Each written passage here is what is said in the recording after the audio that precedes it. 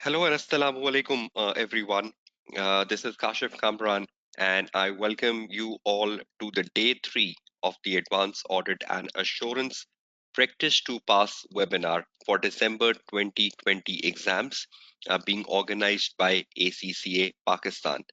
Now, just before starting on with the proceedings of the day 3, I just want to confirm that all of you can hear me.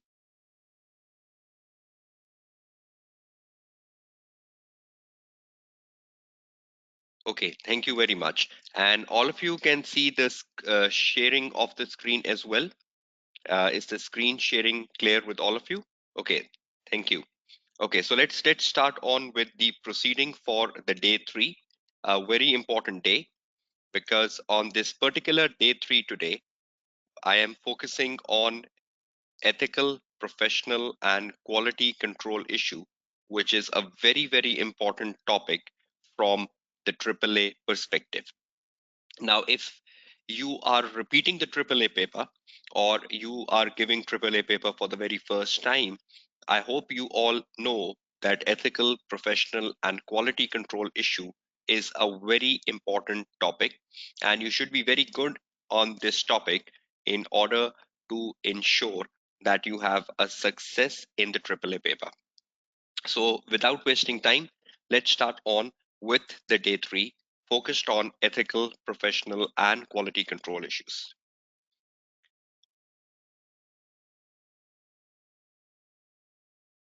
Okay, let's start on with day 3. A very important day and a very important topic. And I hope you have enjoyed the previous 2 days, the day 1 and the day 2. And we are having the day 3 today, which is focused on yet a very important topic from an examination point of view. So let's start on with ethical, professional, and quality control issues. Now, this is a topic which I have consistently covered in my previous webinars because this is such an important topic, right? So if you want to explore my previous webinars on ethical, professional, and quality control methods, you can explore the previous webinars you can see in front of your screen, the September 19, the June 19, and the March 19. So you can explore these previous webinars and you can gain more knowledge on ethical, professional, and quality control matters. Further, the agenda for the day 3. Now, on the day 3, there are 2 articles which I will be recommending you, and I will be focusing on these 2 articles, which you can see in the very first box. Number 1 is the exam technique article part 1 ethics, just like we were discussing the exam technique article part 2 yesterday. Then there is another article which is quality control issues. Quality control, a perpetual current issue. So 2 articles for the day 3 today. One is an exam technique article part 1 and one is a quality control perpetual current issue. Then we need to investigate the examiner expectation with this topic. So I would be doing the analysis of the examiner do's and don'ts.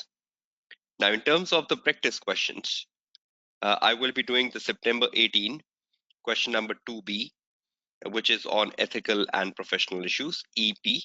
And then I will be doing the June 16 paper, question number 2A, which is on ethical, professional, and quality control issues together.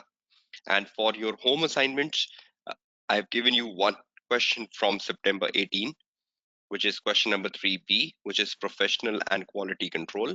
And I've given you March 20, question number 3B, which is ethical and professional issues, right? So EP stands for ethical and professional issue. EPQ stands for ethical, professional, and quality control issues.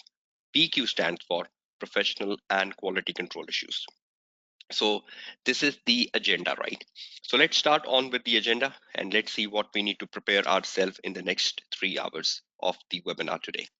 Okay, let's first start with ethical and professional issues. Now, when you look at the examiner expectations, when a question asks for ethical issues or ethical and professional issues. Now, if you've seen the past papers and you look at the first question, this one. This is a very straightforward question, right? Asking you to comment, discuss, explain, or evaluate, whatever the verb is, any ethical issues relevant and recommend appropriate actions to be taken. So the examiner is asking you that the examiner wants you to comment or discuss on the ethical issues relevant in the case study, and then you need to take some appropriate action for each ethical issue. So the focus is just on the ethical issues here and then the appropriate action. So this is a straightforward question and there is no confusion in this question, right? But when you look at the second question, which is about ethical and professional issues,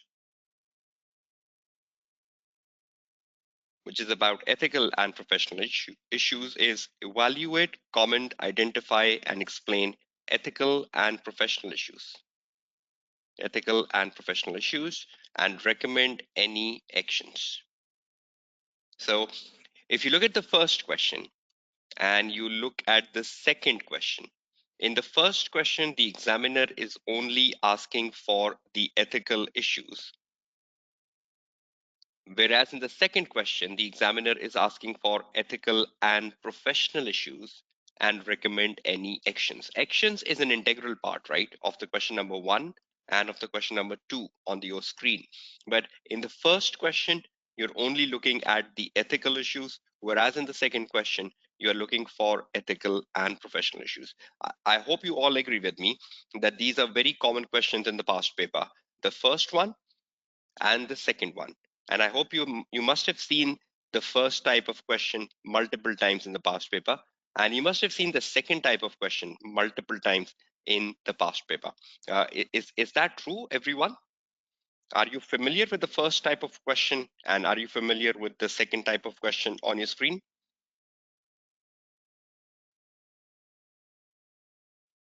Okay, now the first type of question is very simple, right? The reason for that is you have the double A knowledge. Because you have the double A knowledge, so all of you are very good in picking up the ethical issues. All of you are very good in picking up the threats to objectivity, right? Because you have a knowledge of the F8 paper or you have the knowledge of the double A paper. So when you have the knowledge of the double A paper, you are very good in picking up the ethical issue. You are very good in picking up the threats to objectivity and the safeguards But when you look at the second question, in the second question, you are very good on the ethical side, but a lot of students have a fear factor with professional issues. A lot of students have a fear with professional issues. Either they're not clear what are professional issues, either they don't know how to identify a professional issue. And for some reason or the other, they have a very high stress level when the examiner asks for professional issues. Is that the right perspective? I believe all of you are very comfortable with ethical issues. Is that true? Your quick answers? Are you all very comfortable picking up the ethical issues from the case study because you have a carry forward effect coming from the F8 paper? Okay, but what about professional issues? How many of you have a stress level with professional issues? How many of you have a stress level with professional issues? Or you feel scared with professional issues? Okay, that's great, right? So I will be focusing on that with clarity today, right?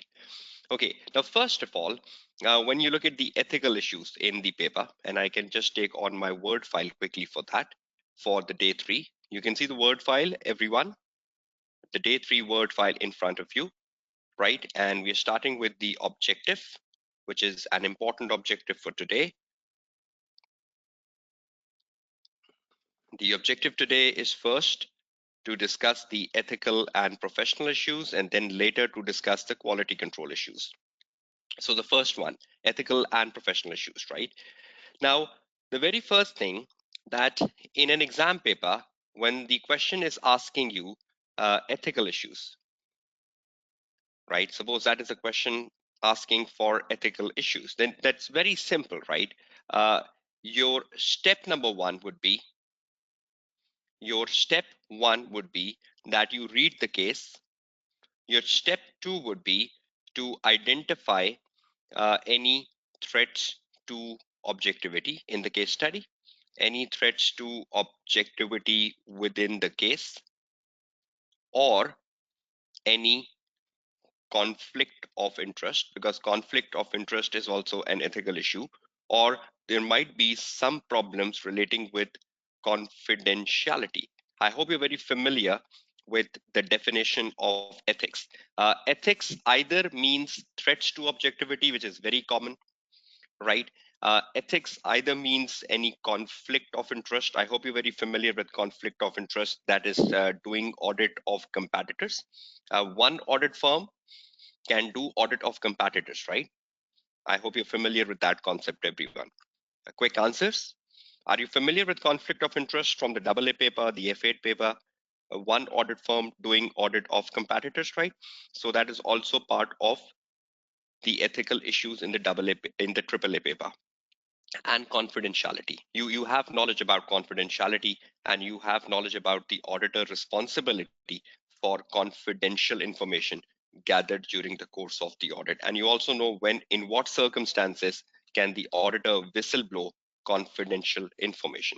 So when you look at the AAA paper and you're reading the case on ethical issues, the case can either have threats, number one, the case can either have conflict, number two, or the case can have a problem relating to confidentiality. There can be nothing else than that. Now, in the step three, when you move towards the step three, you need to explain why it is an ethical issue. So, in the step two, you identify the ethical issue, right? But in the step three, you explain why it is an ethical issue, because you know that without a why, you cannot score marks in the AAA paper. You need to justify everything, right? Yesterday, we were doing the topic risk. We need to justify risk to score marks. So your examiner likes you to write why. Explain why it is an ethical issue. You cannot just say this is a self-review threat. You need to justify why it is a self-review threat. Or you cannot just say this is a familiarity threat. You need to justify why it is a familiarity threat. Or you cannot just say this is a conflict of interest. You need to justify why it is a conflict of interest. So till the time you don't explain why, you're not scoring marks. So explain why it is an ethical issue, right? So you will get 1 mark. 1 mark is equal to identify plus explain. So the moment you identify and explain, you get 1 mark, right? And then thereafter, in the step number 4, because there is an ethical issue, so you will recommend an appropriate action. You will recommend an appropriate action to overcome the ethical issue. And for recommending the appropriate action to overcome the ethical issue, you will get 1 mark for that as well. So for writing an ethical issue, 1 mark, and for writing an action, 1 mark. So I hope you're very familiar, very satisfied with the 4 steps coming on your screen. Step 1, read the case. Step 2, identify the issues. Step 3, explain why it is an issue. And step 4, recommend an appropriate action.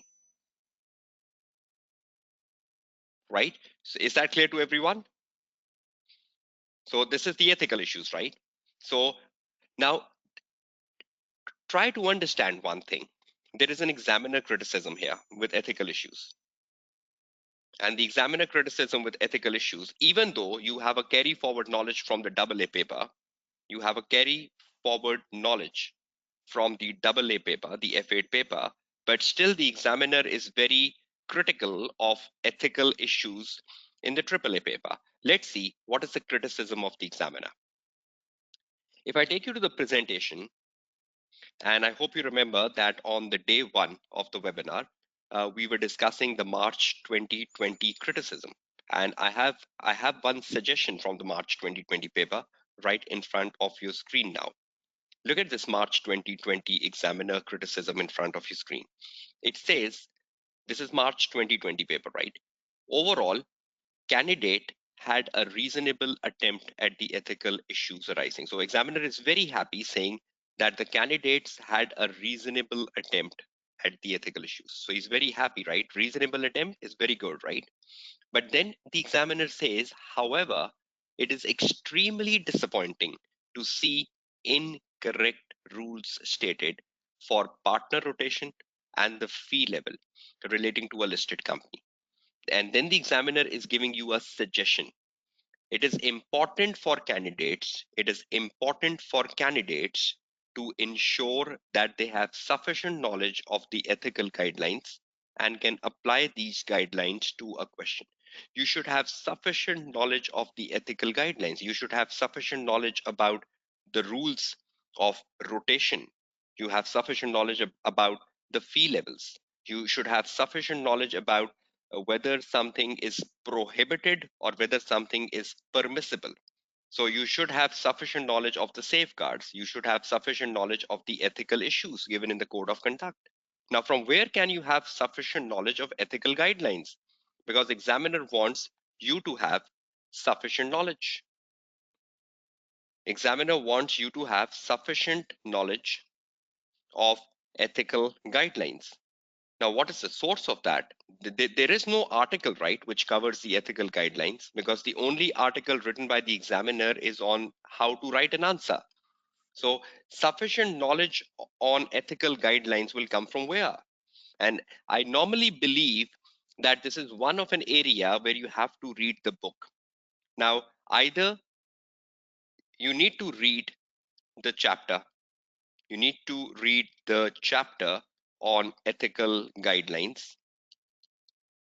This is one area of the syllabus where I, as a tutor, recommend you to read the book, read the chapter on ethical guidelines of either the Kaplan book or either the BPP book. So this is one area where I am recommending you to read a chapter, because mostly I recommend you to read an article. So is that clear with everyone? So you should have you still have 5 weeks, right? So reading one chapter from a book, is that difficult? Will you be reading the chapter on ethical guidelines so that you can overcome the examiner criticism? Examiner wants you to have sufficient knowledge, right? So in order to take the sufficient knowledge, will you be reading the book for this, right? So please ensure that you have sufficient knowledge of the ethical guidelines, right? And you should read the book. So this is about ethical issues. So I've given you the marking scheme of ethical issues, right? I've given you the criticism of examiner on ethical issues. And in the step number 2, I have even given you the boundaries of the ethical issues, right? So the step number 2 is telling you the boundaries of ethical issues in the AAA paper. Okay, now let's move down towards the professional issues. Professional issues, because I need to attempt a question with you as well. Professional issues. Now, when a question asks for professional issues, this is an area where the fear factor starts to increase among the student community, because they have a lack of awareness about what basically are professional issues. Now, to understand what basically are professional issues, the step number 1 again will be the same. Step 1, read the case. Fine. Step number 2, identify any issue in the case which is other than ethical issue. Now, suppose you're reading a case, right? And while you were reading the case, you were very sure that this is an issue. You were very sure that this is an issue, but that was not an ethical issue. That was not a threat to objectivity. That was not a confidentiality issue. That was not a conflict of interest. But you were 100% sure that this is an issue. Look at the step number 2 again, right? Identify any issue. Identify any issue in the case which is other than ethical issue. Look at this. I'm putting it in the red color. So if you identify an issue in the case which you believe is an issue, and which you definitely believe is an issue, but that is not a threat to objectivity, that is not a confidentiality problem, that is not a conflict of interest problem. So will you identify the issue, or will you just ignore the issue? So identify any issue in the case which is other than ethical issue. So when you are reading the case, can you find an issue which is not an ethical issue? Leave the examples. Leave the examples. Just give me the answer to my step number 2, everyone. Identify any issue in the case which is other than ethical issues, which can be anything. So should your focus be on the issue, or should your focus be on the class of issue? Tell me, should your focus be on identifying the issue, or should your focus be on identifying the class of issue? What is the central idea? What is the central idea? Should you pick the class of issue? A majority of the student is saying no, we have to pick the class of issue. Will the examiner give me marks to classify the issue, or will the examiner gives me mark for explaining the issue, why it is an issue? Examiner, you are a manager, right? You are a manager in the AAA paper. How will you get marks for classifying the issue? Those of you who are telling me classifying the issue, you are all giving the wrong answers, right? With very minority students giving the right answer. You are a manager, right, in the AAA paper. Agree or disagree? All of you, right?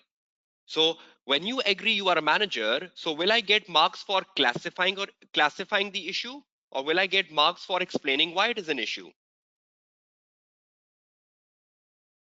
So try to understand that you need to identify any issue in the case which is other than the ethical issue, and you just pick it up. You just pick it up because you believe it's an issue, irrespective whether it is an ethical issue or not. And then in the step 3, you explain why it is an issue because you pick it up. Explain why it is an issue. Who picked the issue? You or me? In the step number 2, who picked the issue? While you were reading the case, who picked the issue? You, right? So then who should explain the step number 3? Why it is an issue? Because you picked it up. And then in the step number 4, obviously, because you picked up an issue, you need to tell recommend an appropriate action. Recommend an appropriate action. I'll be giving you examples, don't worry about it. It's too early, right? Just 10-15 minutes into the session. And in the step 4, recommend an appropriate action. So when you explain why it is an issue, identify plus explain, you get 1 mark, just like above, right?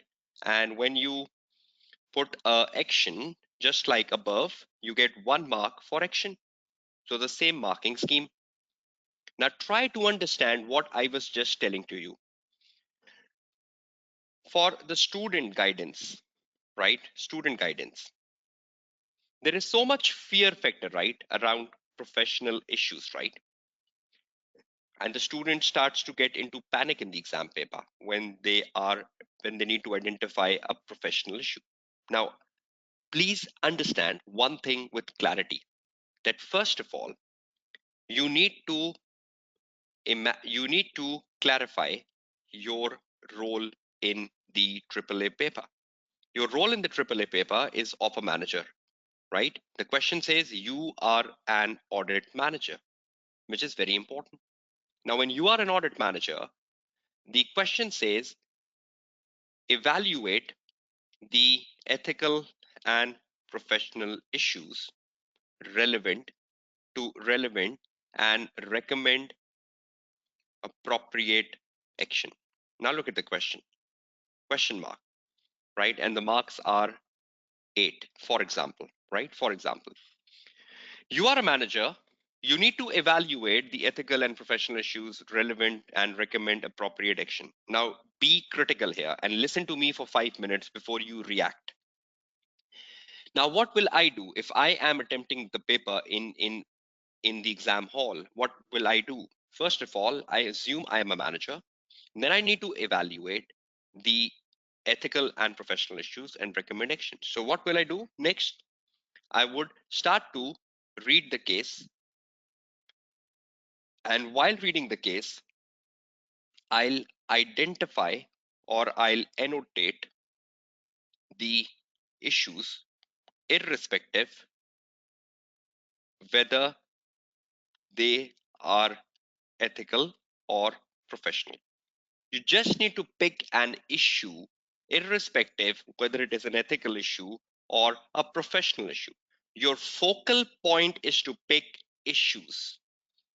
And the moment you pick up an issue, you need to explain why it is an issue. And finally, for every issue, you need to recommend an appropriate action. Because if you are in a confusion of ethical and professional, you are not a manager. Rather than your focus has to be on the issue. Your focus has to be on the issue relevant to the case study. See this yellow. Your focus should not be on the class of the issue. Your focus should be on the issue relevant. So where will you find the relevant issue in the case study? So you will identify the issue relevant in the case study, irrespective whether it is ethical or professional. Tell me, do you need to solve question like this? Do you need to solve question like this? This is a question to all of you, right?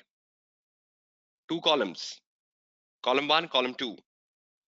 Ethical issues. Column 2, professional issues. Do you need to solve question like this? If you think you need to solve question like this, then better attempt the F8 paper, not the P7 paper. Do you need to solve question like this in P7? If I need to solve a question like this, then I need to classify the issue. In one side, I'll write all the ethical issues. On the other side, I'll write the professional issues. And my examiner will be so happy that I've classified the issue, because what you're looking down is basically an example of classifying issues, which is totally wrong in the AAA paper, which is totally wrong in the AAA paper. So let's put a big cross here. Let's put a big cross here. Now, how you need to solve, how your examiner expect you to solve the question on issues. How your examiner expects you to solve a question on issues. Number 1, identify the issue, put the issue as a heading, which I will just be solving in front of you. When you identify the issue, whatever that issue is, put the issue as a heading and then explain why it is an issue plus an appropriate action in one paragraph. So you will get 1 mark for explaining why it is an issue, and you will get 1 mark for an appropriate action. So you will get 2 marks straight away. Right? So are you getting the perspective? So tell me one thing before I give you an example by solving a past paper in front of you. What is my focus? Should I be confused in bifurcating the issues when I'm reading the case study? Or should I be clear picking up the issue irrespective whatever the issue is? What is the right approach? The first one or the second one?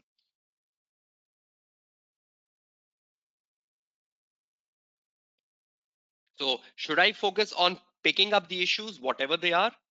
Or should I be confused? No, this is an ethical issue. No, no, no, this is a professional issue. No, no, no, this is an ethical issue. No, no, how can this be an ethical issue? This is a professional issue. Should I read the case like such? Should I read the case like such? Should I be thinking about, no, is it an ethical issue? No, is it a professional issue? And I keep wasting my time. So do you believe this first approach is right or the second one is right? Just pick up an issue. Just pick up an issue, whatever the issue is, and explain why it's an issue. Right? So is everyone confirmed that the second is the right approach for exam paper?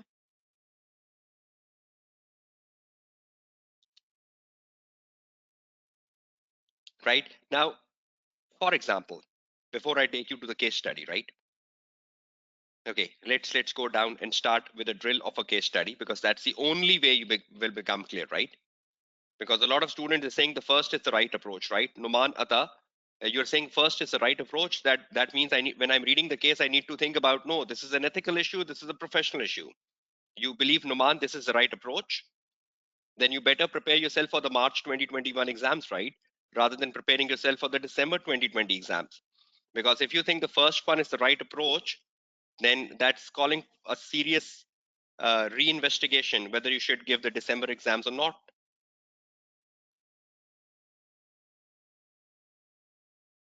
Okay, let's investigate, right? Okay, let's drill a paper. Let's drill a past paper, because that's the only way I can tell you what I try to mean. We just need to read the case, and from the case, we'll just identify the issue, and we'll keep highlighting the issues so far we end the answer. Let's drill a paper on ethical and professional issues. And I will just portray what I try to mean, that you just need to identify the issue rather than confused about the class of the issue, right? Just focus on it, and many of your questions will be resolved which you are asking. Now stop your questions, focus on the drilling. Okay, the first one we're looking for is September 18 question number 2b, and I'm putting the September 18 question number 2b in front of you. Look at the September 18 question number 2b in front of your screen. I hope you can all see that. Question number 2b, September 18 exams, in front of your screen. Look at the requirement of this question. Just read the requirement in 1 minute and tell me you have read the requirement.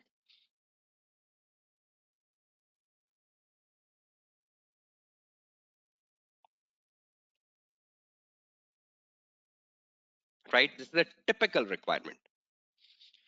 Is the examiner saying classify the ethical and professional issues, categorize the ethical and professional issues? Are you giving the F1 paper, the F8 paper? Or is the examiner saying comment on the ethical and professional issues? The examiner just wants you to comment on the issue, comment on why it is an issue, right?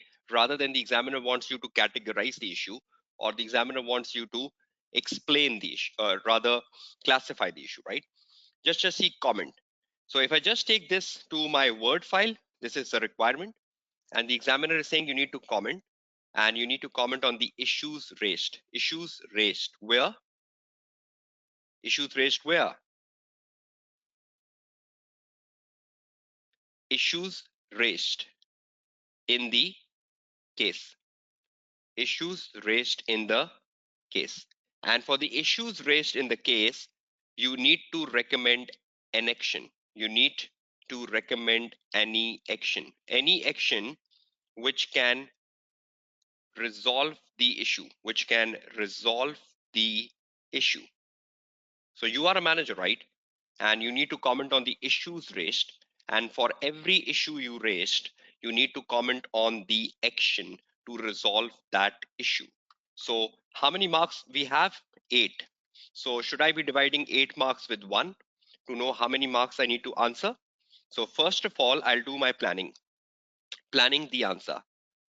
Now, when I'm planning the answer, I will first of all look for 8 marks, and knowing if I write an issue, I get 1 mark. If I write an action, I get 1 mark. So I straight away divide this by 1 mark per relevant point, whether that relevant point is an issue or whether that relevant point is an action. Am I right? Whether that relevant point is an issue or whether that relevant point is an action, I will get 1 mark per relevant point. So is equal to how many points I need to write in the answer? a total of 8 points, whether they are issues, or action, whatever. Is everyone clear on the planning of the answer? So how many total points I have to write, whether they are issues or whether they are actions? In total, how many points I need to write? 8, right? So that is how you plan the answer. And a lot of times students don't plan the answer, which is very bad. Now, once you plan the answer, what will you do? Your step number 1 will be to read the case. And when you're reading the case, you will identify the issues and annotate them. You will identify the issues and annotate them, not classifying the issues, right? Read the case, identify the issues, and annotate them, not classifying the issues. So is everyone ready for the step 1 to read the case and identify the issues, whether they are ethical or professional? No confusion of that, right? Okay, I'm giving you 3 minutes and I'm putting the question in front of your screen. And for the next 3 minutes, I will be silent. You will read the 3 paragraphs coming in front of your screen and see how many issues can you identify, irrespective whether they are ethical or professional. You're not going into the classification of the issues. Your time starts now. And after 3 minutes, please put the message in the chat box, done. So the moment you say done, I'll start my webinar. 3 minutes, I'm silent, you start. Your time starts now, everyone.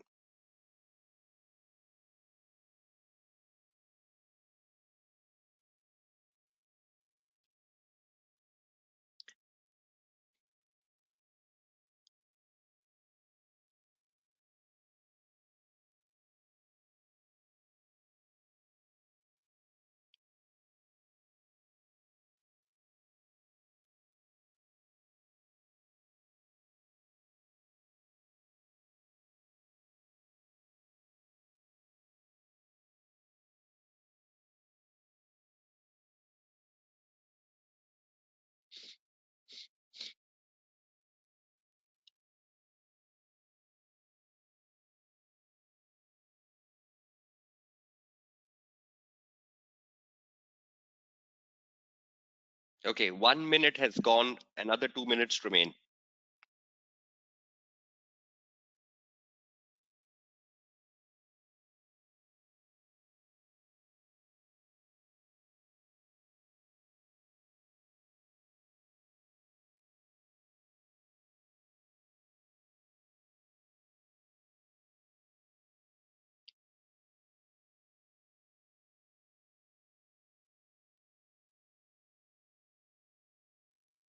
Okay, the last minute remaining.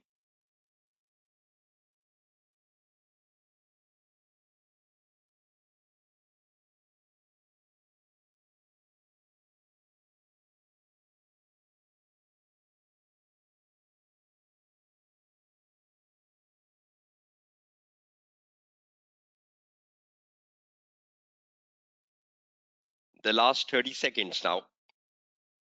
Please ensure that you've read the case in full and on a piece of paper, you have identified the issues and see, are you capable of finding 8 marks? Has anyone been able to develop the 8 marks? You are into the last 15 seconds now.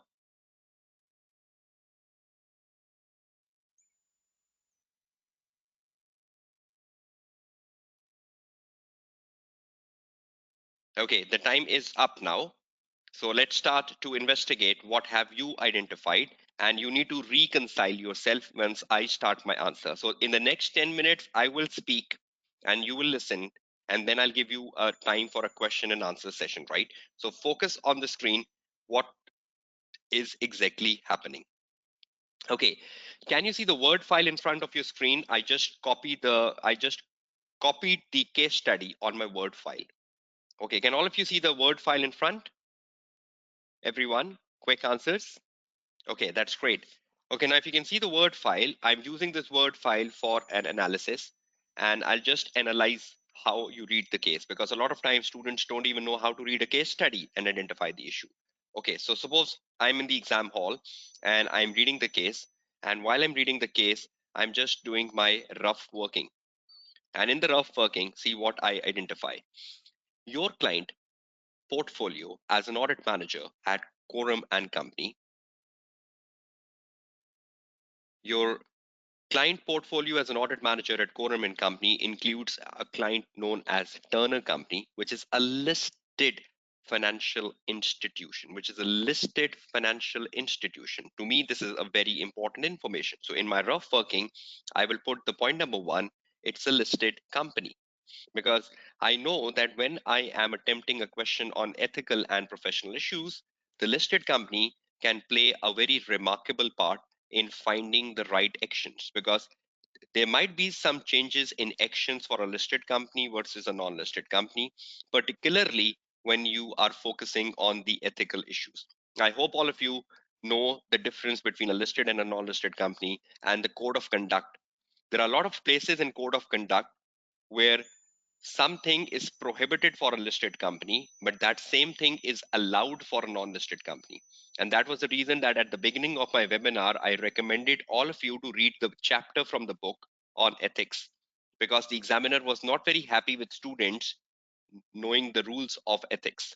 So it's better you revise the rules of ethics, and you should know the difference between a listed company and a non-listed company. So for me, the very first important point is listed company. Let's see how critical this become later in my answer. So it's a listed financial institution offering loans and credit facilities to both commercial and retail customers. So it's a financial institution, right? Full stop. Next line. You have received an email from the audit supervisor who is currently supervising interim testing on systems and controls in relation to the audit for the year ended 31st of October. So far, everything is fine, right? This email gives you the following details. So the email you got from the supervisor, now perhaps the email contains the problems. So you need to find the issues from the email of the supervisor. Let's see what the supervisor is telling you. You are a manager. The first thing the supervisor is telling you is one of the audit team member, Janet, one of the audit team member, Janet, has provisionally agreed to take a loan with Turner Company to finance the purchase of the domestic resident. So Janet has provisionally agreed to take a loan with Turner Company to finance the purchase of his domestic residence. I hope you all identified this as the first problem. So let's take this as my rough working and my point number two. So Janet has provisionally agreed to take out a loan with Turner to finance the purchase of a domestic residence. Number three, the loan will be secured on the property, and the client business manager has promised Janet that he will ensure that she gets the very best deal which the bank can offer. The business manager has promised Janet that he will ensure that Janet gets the best deal which the bank can offer, because the bank manager know, or the business manager know, that Janet is the audit team member, and if we give a preferential treatment to Janet, we can compromise the objectivity of Janet. So the business manager is saying, or the business manager is promising Janet that you will get the very best deal from the bank, because the bank knows the position of Janet as an audit team member. So this is another issue, right? Best deal we can offer. So I'm taking this as my issue number three, and I'll justify every issue I'll write. You come to the next paragraph. The payroll manager at Turner has asked the supervisor if it would be possible for Quorum and Company to provide a member of a staff on secondment to work in the payroll department. If it is possible. The next issue. If it is possible for Quorum and Company to provide a member of staff on secondment to work in the payroll department. So they're asking you, is it possible? Is it not? Can you give us a staff on a secondment basis for 6 months to work in the payroll department, because we have lack of staff in our payroll department? So we need to respond to their request. So that becomes the fourth problem. The payroll manager has struggled to recruit a new supervisor for the organization main payroll system. So the organization, the Turner Company, is struggling finding a new supervisor for the payroll department. And in the absence of that, they want the audit firm to help them. And they want a staff of the audit firm to be seconded in the payroll department. And he wants to assign a qualified member of the audit firm for an initial period of 6 months. So they want a qualified member from the audit team for a period of 6 months. So they are asking you if it is possible for quorum and company to provide a member, and which member they're asking for. They're asking for a qualified member who can work there for 6 months. So that wraps up the case study. Now, I have broken the case into 5 points, right? A listed company, which to me is very important. Then Janet, which is a member of the team, has provisionally agreed. So she has provisionally agreed to take a loan because she wants to finance her domestic residence. The business manager, knowing that Janet is the member of the team, has promised to give Janet the very best deal. And then the payroll manager at Turner has asked you that if you can provide a staff in the payroll department for 6 months, if that is possible. And if it is possible, he wants a qualified member for a period of 6 months. Now, this is my rough working. Now, the moment I have annotated my points, which you can do in the exam paper, now you need to think about the issue and why it is an issue. The issues are in front. Let's go down explaining each one of them. See how you go with it. Issues above. Now you just need to go with plus why it is an issue. And for every issue, you need to think of an action. See how we go down. Now, let's go one by one. I will be going in the bullets form and discussing each point with you. And then I'll just draft one with you so that you know how to write it. Okay, now focus for next 5 minutes. No Q&A sessions, right, for the next 5 minutes. Okay, let's go with the first point. It is a listed company, right? Will make an impact when I answer my actions. So I'm just holding listed company, and we're starting with the very first point. Janet has provisionally agreed to take a loan. Now, in my first point, take a loan. Take a loan. This will become my heading. And under the heading, I would be telling that if Janet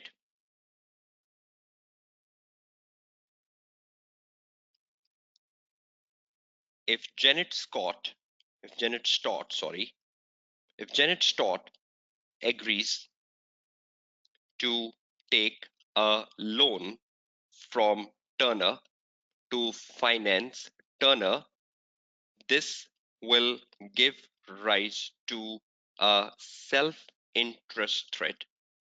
This will give rise to a self-interest threat, full stop. This will give rise to a self-interest threat because the loan will help Janet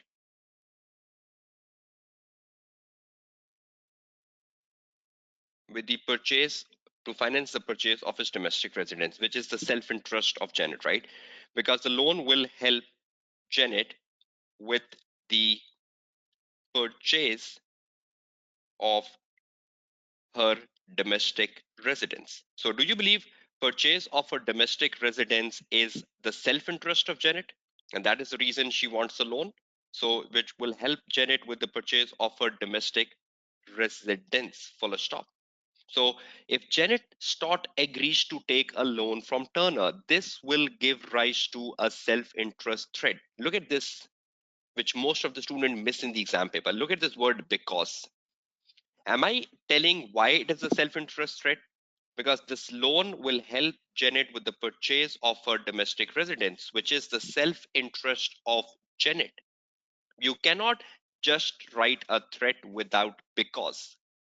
Now, after I put the full stop, do I need to tell examiner this is an ethical issue? Do I need to tell this? No. Because I've already told examiner that this is a self-interest threat and why it is a self-interest threat. So have I focused on the issue and why it is an issue? So this is an ethical threat? No. I should not be putting this line. Red and cross, red and cross, red and cross. So if Janet Stott agrees to take a loan from Turner, this will give rise to a self-interest threat because the loan will help Janet with the purchase of a domestic residence. Put a full stop. Next point. Further, look at the next point. Further, the moment I put the further, I'm getting more marks. Further,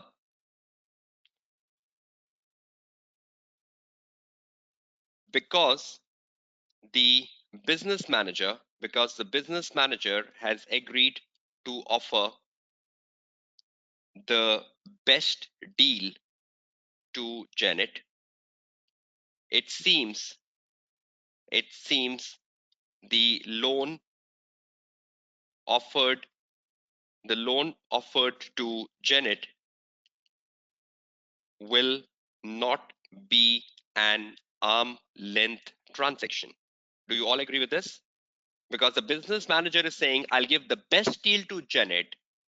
Look at the terms, best deal to Janet. Do you all agree that it seems this is not an arm length transaction?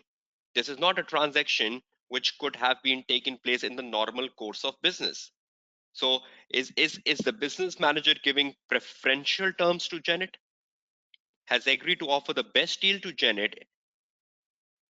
Because the business manager has agreed to offer the best deal to Janet, it seems the loan offer to Janet will not be an arm length transaction. Rather, it is to be given at a preferential terms, knowing that Janet is an audit team member, knowing that Janet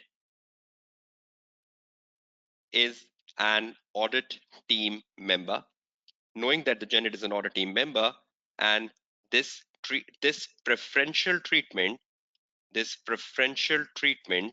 will compromise the objectivity of Janet, will compromise the objectivity of Janet. Agree, disagree? Do you believe this preferential treatment by the business manager will compromise the objectivity of Janet?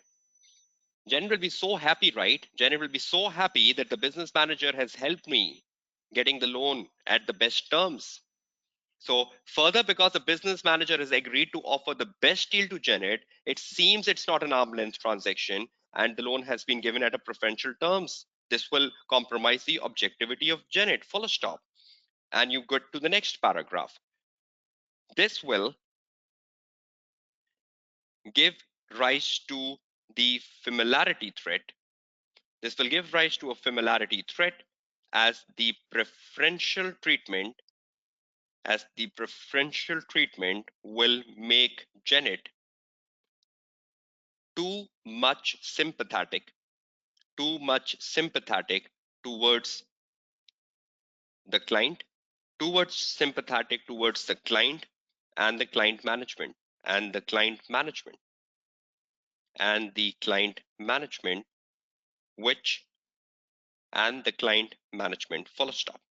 So this will give rise to a familiarity threat because of the preferential treatment. I justified that.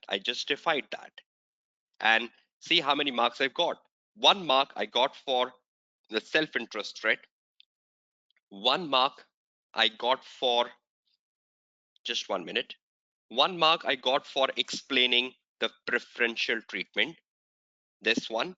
And 1 mark I got for converting the preferential treatment into a familiarity threat, another 1 mark. Now I come to the safeguard. If Janet,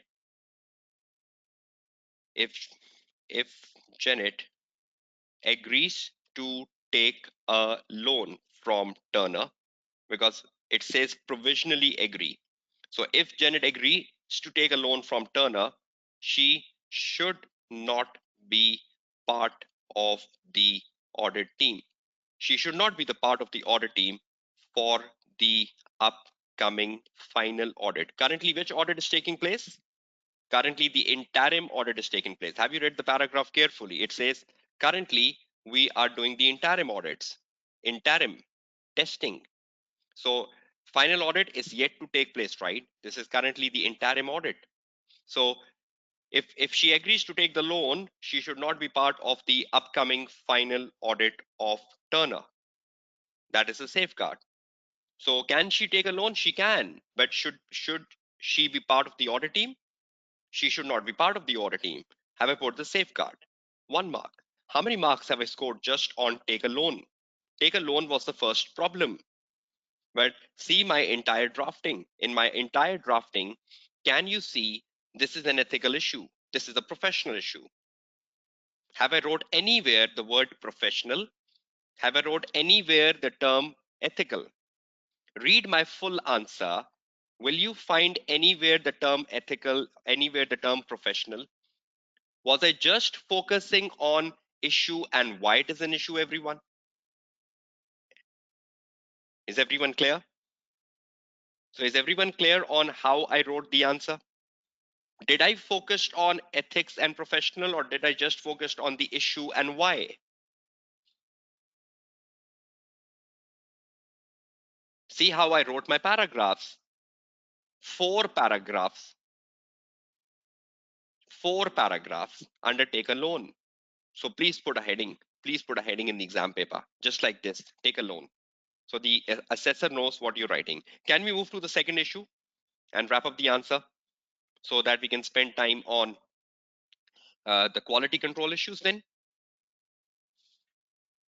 Okay, is everyone ready for the second issue, which was the staff secondment, right?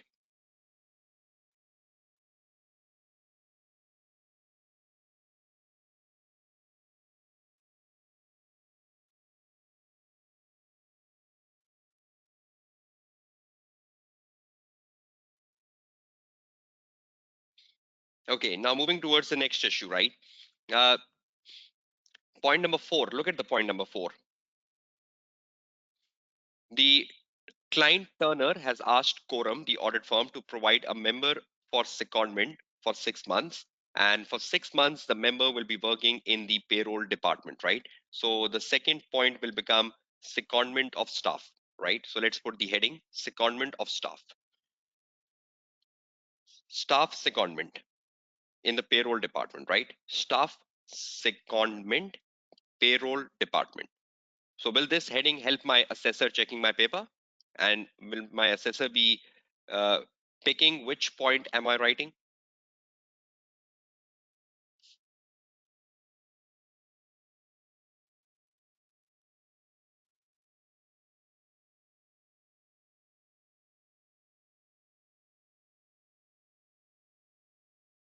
Right. So staff secondments, right?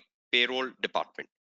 Now, in terms of the staff secondment for the payroll department, the very first thing you need to tell the examiner is that there is nothing wrong in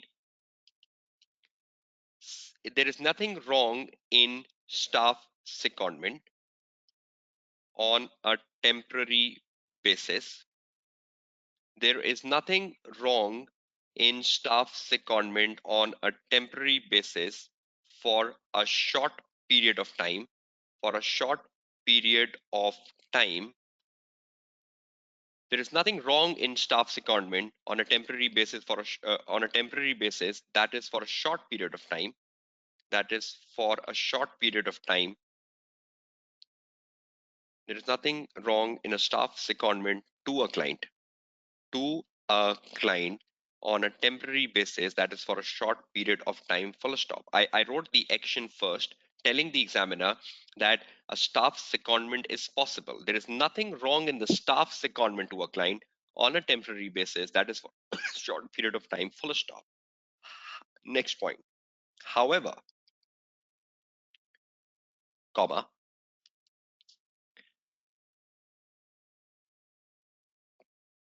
if the staff is seconded, if the staff is seconded in the payroll department, in the payroll department, it will give rise to a self review threat because payroll is a component of a financial statement. Payroll is a component of a financial statement which will later be audited by the same audit firm, and the audit firm will be reluctant. An audit firm will be reluctant to review their own work. See how I justified the self review threat? Self review threat was the issue. Because is the why. Because is the why. So for every threat, you need to write because. However, if the staff is seconded in the payroll department, because payroll is a component of a financial statement, it will give rise to a self review threat because payroll is a component of a financial statement, which will later be audited, on which you will apply the substantive procedures later. And the same firm, when apply the substantive procedures to payroll, they will be reluctant. They know they have worked on it. So they will be reluctant to review their own work. 1 mark. Further,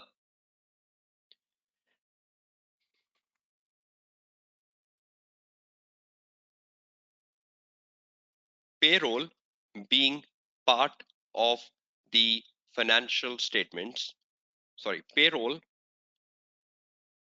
is part of, will be reluctant to review their own work, full stop. Then you come to the next part, you say, because Turner, because Turner is a listed company providing accounting and bookkeeping services, providing accounting and bookkeeping services. Payroll is accounting and bookkeeping service, right? Providing accounting and bookkeeping services is prohibited because Turner is a listed company. See the emphasis here, is a listed company. Had it been a non-listed company, then providing the accounting and bookkeeping service would have become permissible. But because Turner is a listed company, providing accounting and bookkeeping services is prohibited, as payroll is normally a material expense for any organization. Is a material expense for any organization. This is true, right? Payroll is a material expense for any organization, whether small, whether big, as payroll is normally a material expense for any organization. Now, now tell me some answers here. Can we send a staff on secondment? Sending the staff on secondment is not an issue, right? The code of conduct says, can you send a staff on secondment? The answer is yes. But in our case, we were sending the staff in the payroll department. And because it was a listed company, providing accounting and bookkeeping services is prohibited. So can we eventually send the staff? We cannot. So is staff secondment allowed? It is. But can we offer payroll services to the client? No, we cannot offer the payroll services to client because it was a listed company. So staff secondment is allowed, number one. But the problem came with the payroll. Payroll was prohibited because it's part of the accounting and bookkeeping services.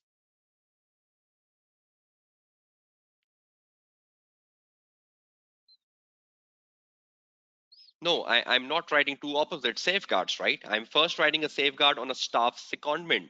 Is staff secondment allowed? Yes. There are two issues here. One issue is a staff secondment.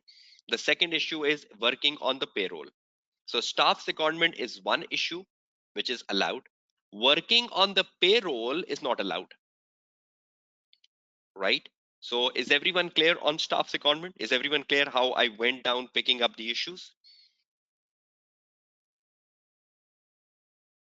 So in my whole answer, was I focused on issues and why it is an issue, or was I focused on judging? Is it ethical? Is it professional? Is there something in the case which I missed out? Is there something in the case which I ignored? Or did I completely read the case? You need to read the textbook for the rules, right? You need to read the textbook for the rules for listed companies and non-listed company. Please revise the rules from the textbook, right? In a 3-hour webinar, I cannot give you the knowledge about what is allowed and what is disallowed, right? This is not a normal classroom. This is a webinar, right? So in the webinar, the tutor can only recommend you to read the book. So please ensure that you read a book, right? The safeguard over here is it's prohibited. So when something is prohibited, how can I apply the safeguard, right? So I'm just telling examiner this is prohibited. When something is permissible, only then we apply a safeguard, right? When something is prohibited, how can I apply the safeguard, right? Whoever was asking that illogical question. Yes, if you want to break this, you can break it into two parts. You can break it into staff secondment and payroll. You can break this into two parts if you want to. Yes, you can even think about the management threat here, because payroll is part of the management responsibility. So you can even discuss management responsibility here. Okay, now irrespective, come to the bottom line. Everyone, come to the bottom line. Have you been able to understand what you need to do?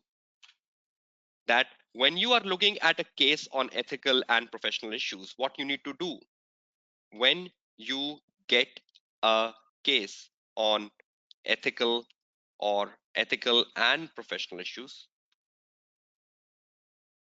what you need to do, what you need to do. Number one, simply read the case, which I just read, right? Muhammad Sachal, the first point where I classified taking loan as self-interest was very clear. If you are a member of an audit team and you're working in a bank in Pakistan, and you want to take a loan from a bank to finance the purchase of your residence, is that not your self-interest? Is that not your self-interest that you want a loan for your personal residence? Is not personal residence your self-interest? And will that not compromise your objectivity that you're taking a loan from your audit client? No, loans are generally secured on property, right? That is a rules and regulation of the bank. But wasn't the bank giving you the loan on a preferential terms? Was it the bank giving you loans on preferential terms and conditions beside the secured of the property? Securing the property is a general term of the bank, right? But is the business manager telling us that they will give Janet the loan on preferential terms? So was the business manager giving advantage to Janet just because of the team, just because of an audit team member? Right? So the Janet had a self-interest in taking the loan. She had a self-interest in buying the property. She had a self-interest in buying her residence, and the bank was helping her. Okay, so when you get a case on ethical and professional issues, right? What you need to do? Firstly, you need to simply read the case. You need to identify, or you need to annotate the issues. You need to identify or annotate the issues, and then you need to explain each of the issues, why it is an issue, why it is an issue, and then finally you recommend an action. Don't avoid avoid classification of issues. Avoid classification of issues. You are a manager. You are a manager, right? So these are the don'ts. Avoid classification of the issues. Okay, so is all of you clear on the very first part of our webinar today, where we were just identifying the question, ethical and professional issues, right? Okay, irrespective of your questions, which can be put on the WhatsApp group, and the other students can help you mitigate your questions, right? Because there are so many WhatsApp group for this webinar, and the students are keenly helping each and other students solving their problems. So I hope your problems will be solved over the WhatsApp group. But the purpose of the first 1.5 hours was to guide you about the examiner expectations on ethical and professional issues. I hope you're clear on that. So quick answers. In the first 1 hour of the session, have you been able to got some clarity on the question requirement, ethical and professional issues in terms of the marking scheme, in terms of the do's and don'ts, in terms of the examiner expectation? And another very important thing you still have is that you have to read. You have to read the examiner article, which is the exam technique article, part 1, ethics. And this article will tell you how to write an answer on ethical issues. How to write an answer on ethical issues. So please, you should be identifying issues from the case, relevant to the case, and you will be explaining why it is an issue. It is such a simple question in the AAA paper that you are given a short case study, you explore the short case study, you pick up the issues from the case study, and you then went ahead explaining why it is an issue. So read exam technique articles part 1 and also watch my previous webinars. Watch my previous webinars on ethical and professional issues, webinars on ethical and professional issues. You will get numerous examples of professional issues in my previous webinar. So you can explore the library on Vimeo ACCA Pakistan channel. Watch my previous webinars on ethical and professional issues recommended in my presentation. That will add value. That will add value, right? So this is very, very important for students. Let's put that as student guidance note. Number 1, number 2. So is everyone clear on that? Please ensure that you read this article, this important article which I'm showing in front of your screen. Can you see this article in front of your screen? Exam technique article, part 1 ethics. This is such a wonderful article which guides you about how to write a good answer on ethics. Please ensure you read this article, and with my lecture today, you will find the right way of the answer. So please go through this article, and this article will tell you what you need to know about ethics. Here, this article will tell you about how to apply knowledge in exam paper, which is very, very important. This article will give you some examples. Examiner has solved a question on Mumbai company from the past paper, and examiner has solved this, and you will be amazed to look at the examiner answer, that how the examiner picks up an issue and explain why it is an issue. So please go with the example given in the examiner article and how the examiner has solved this example. This is a wonderful article. If you have never read it before, please do read it, right? I hope that solves the first parameter. Now we have a second parameter, which is quality control issues. And before I start that, I will be taking a break. And after the break, we will be spending very good time because we will be starting at 10 p.m. back. So at 10 p.m. till 11:30 p.m., we will have a good 90 minutes to spend on quality control issues, which is another problematic area. And you will be amazed to learn some very good understanding of quality control issues in the last 90 minutes. I will be solving the June 16 paper for quality control, which you can see right in front of your screen now and has been shared with you as part of the webinar resources, right? So I hope you had a good first part, everyone. Your quick feedbacks on the very first part. We are going off to a break now for 15 minutes and we'll resume back after break with looking at the quality control issues. I hope you're enjoying these webinars. This is the third day and you're gaining some knowledge towards your exams coming up in December, right? And again, please consider these are free webinars. These are not paid classes where you expect everything. These are 15 hours of webinars, courtesy ACCA Pakistan. And ACCA Pakistan is giving you an opportunity of attending a 15 hours free webinar from expert tutors around Pakistan so that you can benefit in terms of success in December exams. And again, the bottom line is these are free webinars helping students across the world. So you need to find You need to comment on the webinar within the limitation that these are free, within the limitations that you're not incurring any cost, and within the 15 hours you are getting knowledge which can be really, really important for you in terms of success in the upcoming exams. Okay, with that note, I'm leaving you with a break. It's 9:45 p.m. in Pakistan, so a 15 minutes break, and we'll resume back at 10 p.m. Pakistan Standard Time. And after that, we will be focusing on the quality control issues, right? So you should not be missing the last part of the webinar today, because I will be investigating the quality control issues in a very different manner, which I have not investigated before in my previous webinar. So you will have a real good session coming up in the last 90 minutes. So I'll see you all back after the break, and please keep putting your feedbacks within the break so I can just analyze your feedback quickly. Thank you very much. And if any question has been unattended, you have the WhatsApp group, and the WhatsApp group is such a wonderful platform for all of you to solve your problems, because the students can help you out on the WhatsApp group with your knowledge. Thank you very much. Off to a break, and in 15 minutes I'm resuming back. Okay, let me put it over here. I'm muting myself, right? A 15 minutes break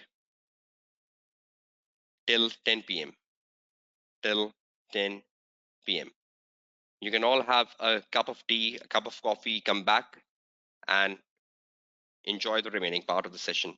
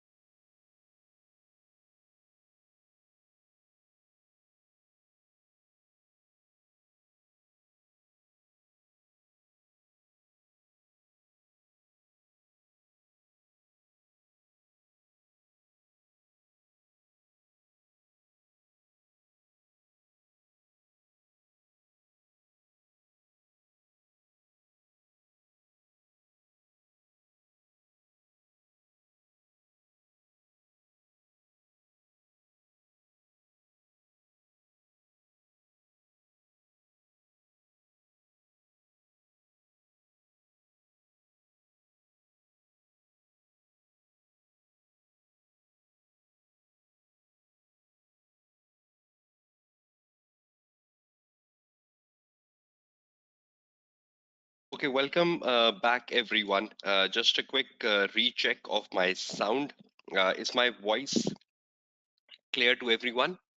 And can you see the screen in front of you, which is the day 3 ethical, professional, and quality control issues? Is the screen sharing going fine with all of you? Can you see the PowerPoint presentation back in front of you? Okay, that's great. So we are now starting with the second part of the day 3 today, and the focus will now shift up to quality control issues. Let's start on with the quality control issues now. Now, there is an article which you can see right here. There's an article on quality control, perpetual current issues. Again, this is a recommendable article and it has been shared with you as part of the day 3 resources. So you should be reading this article after the session ends today. We need to carefully evaluate the do's and don'ts of the examiner, and we need to solve a question which is June 16, question number 2A, which includes the quality control issues. So we'll connect that with this article as we progress to the second part of the day 3 today. Okay, and then you have an assignment question, which is the question number 3B from September 18 exams, which includes the quality control parameters. So let's start first discussing something about quality control and then apply that to an exam paper. Okay, we had a word on ethical and professional issues, so let's move forward. We had a word on the examiner criticism on ethical issues. Now that's bringing us to quality control issues. Now, when a question comes on quality control, and if you have carefully analyzed the past papers on quality control issues, and I'm again saying if you have carefully analyzed, because the problem with the students is that even though the exams are 5 weeks away, they still don't know the requirements of the question. They are still unaware of what type of a question comes on quality control. I really fails to understand that 5 weeks before exams and you're unprepared for AAA. Now, if you know the type of question which comes on quality control, and if you have seriously spent time on the past paper, look at the screen in front. It is giving you an idea of the type of question which comes on quality control and what is the difference between solving a question on ethical and professional issue and solving a question which includes quality control. Let's carefully evaluate the question. The question says, comment on the quality of planning and performance of the audit of the Watson company.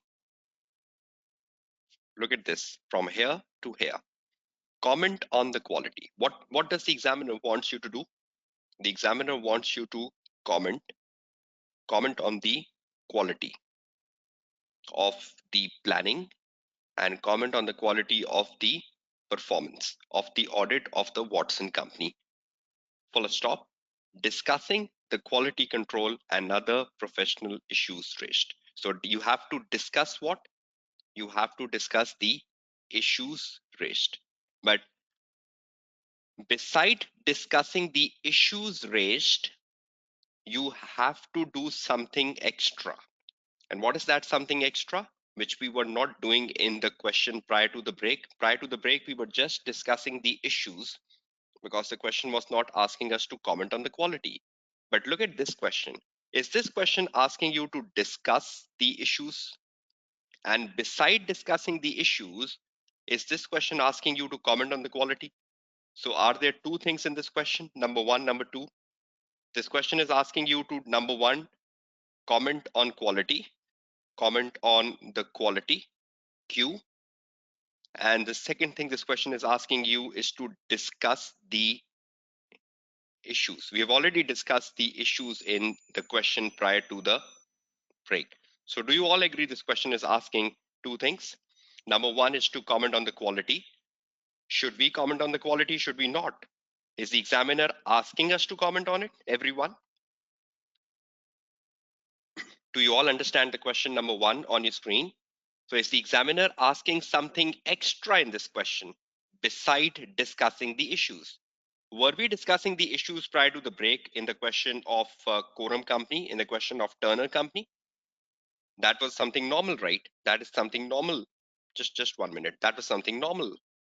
But do you believe there is something extra here, which is the number one, comment on the quality? So what we need to learn, we need to learn in the next 90 minutes how we comment on the quality. Do we all know how to discuss the issue? Have I guided you in the first part of the webinar how we discuss the issue, irrespective what is the issue? We just need to identify the issue, right?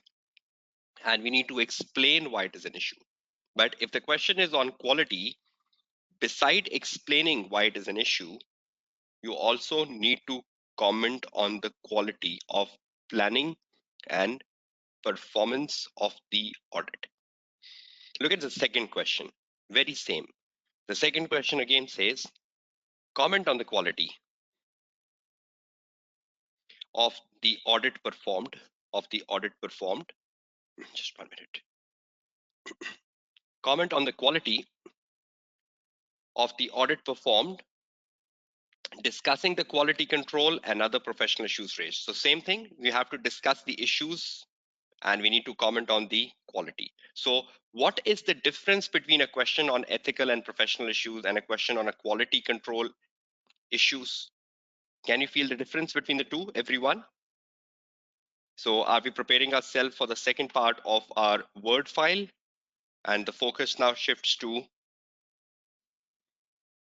quality control issues.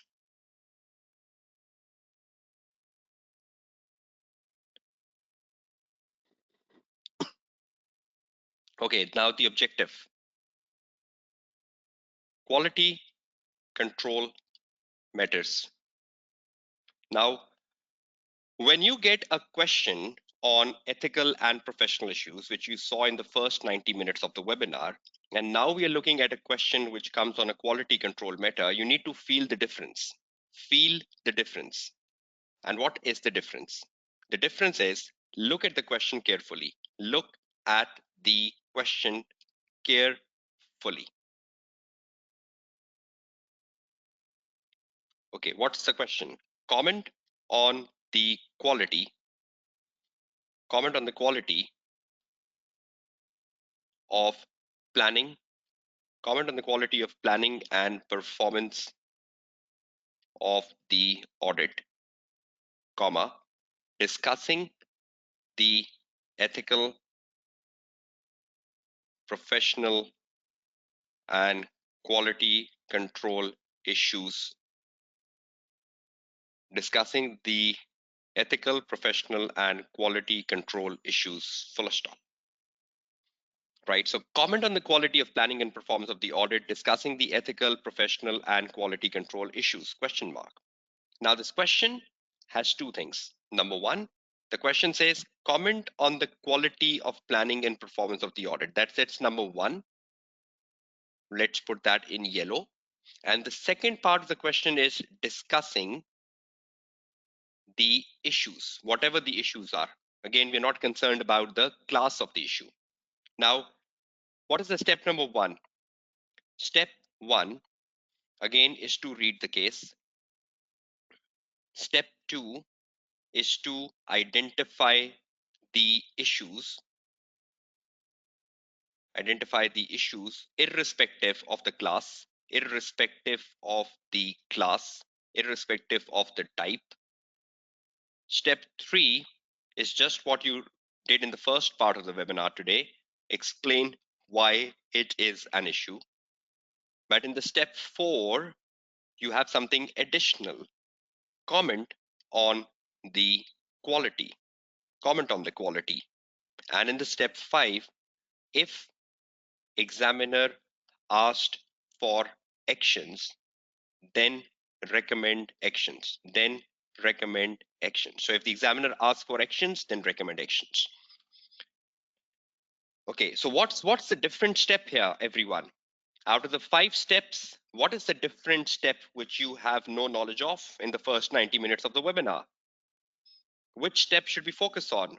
What is an additional step here which you didn't got knowledge in the first 90 minutes? Step number 4, wonderful. Comment on the quality.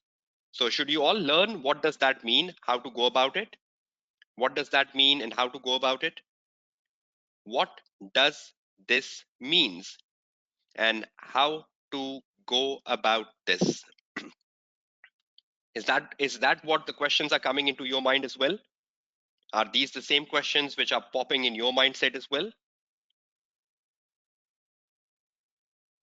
Okay, so let's quickly get to the knowledge now, and we explore. The marking scheme will be the same, right? The marking scheme will remain same. That is 1 mark per issue, and you get 1 mark per comment. 1 mark per issue, 1 mark per action. Sorry, 1 mark per issue, 1 mark per action. So, will you get any marks on commenting on the quality? Will you get any marks when you comment on the quality? No, because the comment on the quality will be connected with the issue. So 1 mark per issue plus the comment on the quality. You will not get any additional marks for the comment on the quality, but you have two. So 1 mark per issue plus the comment on the quality. So will you get an additional marks for the comment on the quality? Yes or no? Will you get any additional marks for the comment on the quality? No, right? You will still be getting the 1 mark. But are you doing something extra than what you did prior to the break? Are you doing something extra than what you did prior to the break? You are. But are you getting some extra marks here? Right? No extra marks, right? So let's start to discuss the quality control. Now try to understand the question. The question is asking you comment on the quality of planning and performance of the audit. Comment on the quality of planning and performance of the audit. That's one question. Or the second question asks you comment on the quality of the audit performed. Were these the two questions on my presentation? Comment on the quality of planning and performance of the audit. And the second question was comment on the quality of audit performed, discussing the ethical, professional, and quality control issues. Look at this PowerPoint presentation again. Let me erase everything. Look at the first question. Comment on the quality of planning and performance of the audit. So quality of planning and performance of the audit. And in the second question, quality of the audit performed. So where is the examiner focusing? Is the examiner asking you the quality of everything? Or is the examiner just asking you the quality of the audit performed? Quality of planning, quality of performance. So what is the focal point of the examiner? Which area quality you should know? As a student, you should just know the quality which relates with planning, and you should know the quality which relates with performance. Am I right? Is that what the examiner is expecting from you? So examiner is saying comment on the quality of planning and performance of the audit. Or in the second question, the examiner is saying comment on the quality of the audit performed. So is the examiner very clear about the scope of quality in the AAA paper? That as a student, you should know the quality of planning and the quality of performance? Or as simple as that, what compromise? What compromise the quality at the stage of planning, at the stage of planning, and at the stage of performance? So as a student, should you know what compromise the quality of the audit at the stage of planning and performance? Then you can be capable of picking up the issue. Then you are capable of commenting on the issue. And as a student, if you don't know what compromise the quality at the stage of planning or performance, will you be able to comment on it? So as a student, is it important to know what compromise the quality? Is it important or is it not important? If you know what compromise the quality, then you will be able to judge, then you will be able to comment on the quality of planning and performance, right? So let's start the exercise. Let's see whether you know planning and performance. Let's see what you should be knowing for planning and performance to comment on the quality. Okay, now what you should know, what a student should know. What a student should know. Now, when you look at the audit, there are so many stages in the audit, right? But the examiner is saying planning and performance. So you should just focus on that. So what a student should know, there is one term which a student should know very carefully. Let me guide you on that. Look at the article. Look at this article of the examiner, audit quality, in front of your screen. This article, which you will be reading in full, but I want to show you this article for 1 minute for one thing. If you look at this article tells you right on the page number 2. On the page number 2, the examiner is quoting the ISA 220. On the page number 2, the examiner is quoting the ISA 220, which is a quality control for the audit. And the examiner, by quoting the by quoting the ISA 220 on the second page, is telling us what are the components of quality. Can you see the examiner is giving you a list of 6 components here? Leadership, ethical requirements, acceptance of the client, assignment of the team, assignment of the audit team, engagement performance, and finally monitoring. Can you see the 6 elements which relates with quality of an audit firm? Right? Everyone, quick answers. Can you see the 6 bullets in front of your screen, which are basically the parameters of quality given in the ISA 220? Now, you cannot just rote learn them. And if you rote learn them, these are useless. Is the examiner expecting that you should know all 6 for exam paper? No. Examiner is saying comment on the quality of how audit is planned and performed. So examiner does not want a student to know all 6. Examiner just want you to know how audit is planned and performed. So where is planning and performance in this 6 bullets? Look at these 2 bullets. Look at these 2 bullets. This is planning and performance. This is planning and performance, the 2 bullets which I just bracketed. How audit is planned and performed. The bullet number 4 and the bullet number 5. You should know everything about these bullets, because the question paper, the case study in all the past papers are moving around the point number 4 and point number 5. You look at any case study in the past paper, it is moving around the point number 4 and point number 5, the entire case. You cannot just rote learn leadership, ethics, acceptance, assignment of team, engagement, performance, monitoring. You should know the application of the point number 4 and 5, because that is the literal meaning of the word, how it is planned and performed. So let me make that clear for you, right? So will you all remember the 2 elements in front of your screen, assignment of the team and engagement performance? Everyone?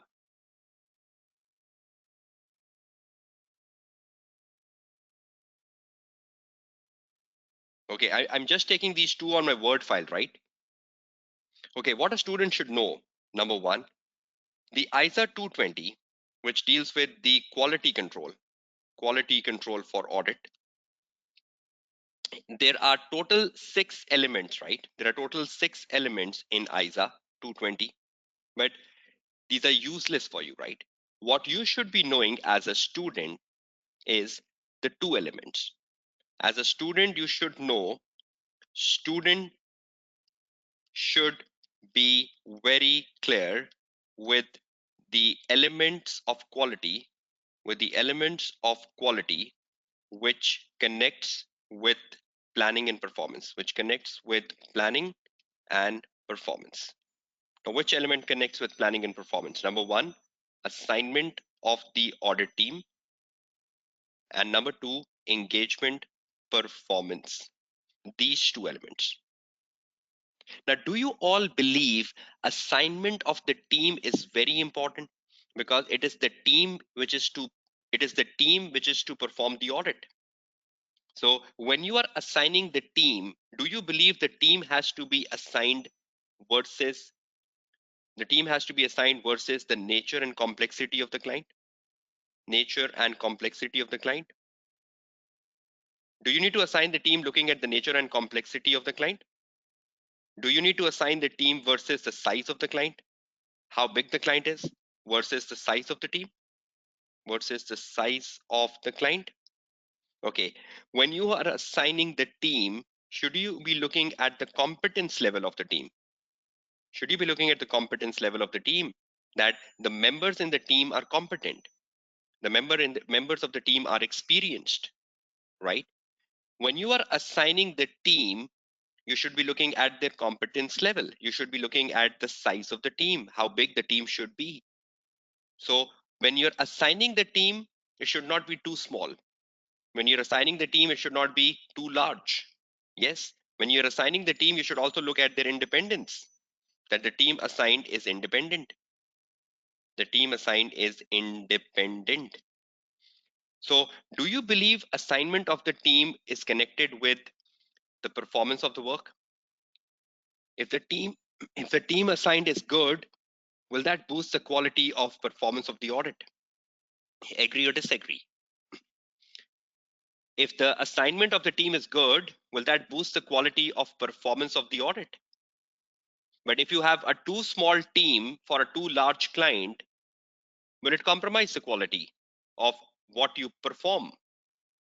If you have a too small team for a too large client, will it compromise the performance of the audit?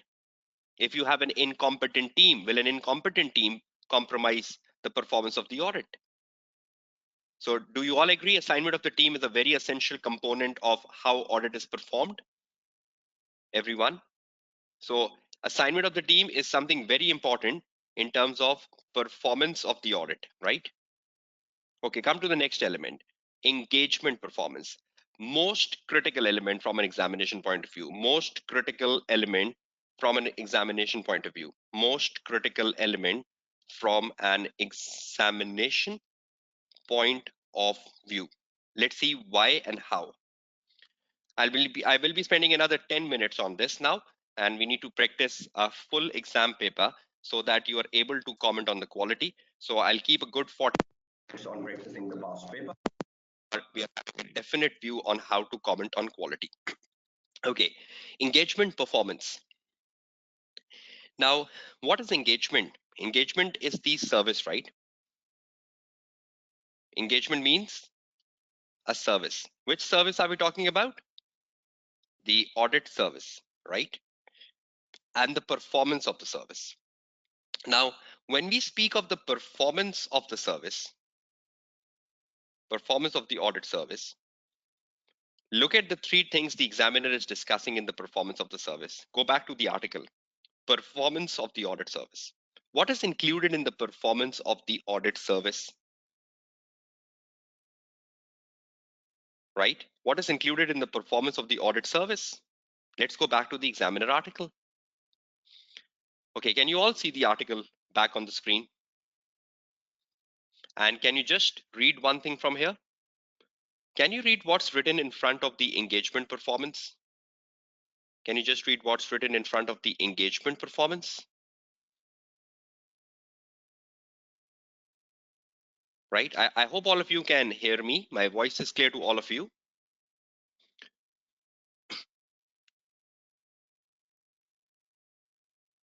Okay, thank you. Okay, so what's written in front of the engagement performance? Can you see the words written in front of the engagement performance? It says what? It says direction. It says supervision. It says review of the audit, including consultation, and an engagement quality control review. So how many things is the examiner highlighting in the article in terms of engagement performance? Direction is part of engagement performance. Supervision is part of engagement performance. Review is part of engagement performance. Consultation is part of engagement performance. And an engagement quality control review is part of engagement performance. Now, how many of these are important from an examination point of view? As a student, you should know the first three to solve a case study in AAA. Engagement performance includes three things. Number one, direction. Number two, supervision. Number three, review. So when you are performing an engagement, there are three critical components of an engagement performance. The most important critical component of an engagement performance is direction. Direction means planning. Direction means identifying the risky areas. Identifying the risky areas. Direction means setting the goal. Setting the goal. Setting the audit strategy. Setting the audit strategy before the start of the audit. Setting the audit plan before the start of the audit. So do you believe direction is an important part of engagement performance? Do you believe planning is an important part of performing the engagement? Can we perform engagement without planning? Will it compromise the quality? If we perform an engagement without direction, will it compromise quality, everyone? Will it not? It will, right? So do you believe direction is an essential component of performance? And if direction is absent, will it compromise the quality? If direction is absent in the exam paper, if direction is absent, will it compromise quality? Will it compromise quality? So will you read the question carefully to identify whether direction is absent or present? And if the direction is absent in the exam paper, will you comment on the quality? You should. Next, supervision. Do you believe supervision is a very essential component of performance? Because supervision means an ongoing monitoring. A supervision means check and balance on the audit team. A check and balance on the audit team. A check and balance on the audit team. On the audit team. Normally, your manager supervises the audit. Normally, your supervisor supervises the audit. It's an ongoing monitoring. It's an ongoing check and balance on the audit team to ensure that audit team is working effectively. So should someone check the audit team? Should someone supervise the audit team? Is supervision really important to ensure the quality of performance? If I know someone is not checking me, will it compromise my quality? And if I know someone is checking me, will that boost my quality? So do you all agree that a supervision of the audit is a real important element to ensure that we are performing in an effective manner? And finally is the review. Review is at the end of task. Review is at the end of the task. It it is the review of the working papers. It is the review of the working paper file. Do you believe a review of the working paper file by the manager is very important to ensure that we have gathered sufficient appropriate audit evidence? So review is at the end of the task. It is to review the working papers. It is the review of the working paper file, which ensures that sufficient appropriate audit evidence has been gathered. Sufficient appropriate audit evidence has been gathered. And review also ensure that there is proper documentation. There is proper documentation. So do you believe review is important towards performance of the audit? Because it concludes that we have gathered sufficient appropriate audit evidence. It concludes that there are proper documentation for the audit. So when you're performing the audit, every one of you, do you all realize that in the performance, direction is very important? In the performance, supervision is very important. In the performance, the review is very important. And when you're performing the audit, do you believe the audit team is very important? The assignment of the audit team. So will you remember these components from an examination point of view? The assignment of the team, the performance of the engagement, whatever I highlighted in the green in front of the screen, will you remember the green, everyone? Is that difficult? Is that difficult to remember the assignment of the team? Is that difficult to remember direction, supervision, review? And if that is missing in the exam paper, will it compromise the quality? If above is missing, if above points are missing, if above points are missing or absent from the case study, will it compromise the quality? Will it compromise the quality? Right? Will you comment on the quality? If this is missing in the exam paper, will you comment on the quality if above is missing? If above is missing? Let's demonstrate that, right? Let's demonstrate that. So in terms of a student, if I am appearing for exams in December, should I know my scope of comment on quality? Should I know everything about quality, or should I just know the comment on the quality on how audit has been planned and performed?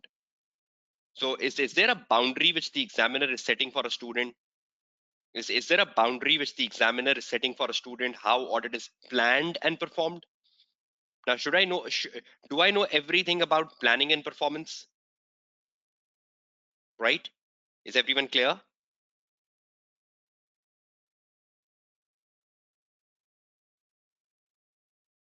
Can you all hear me?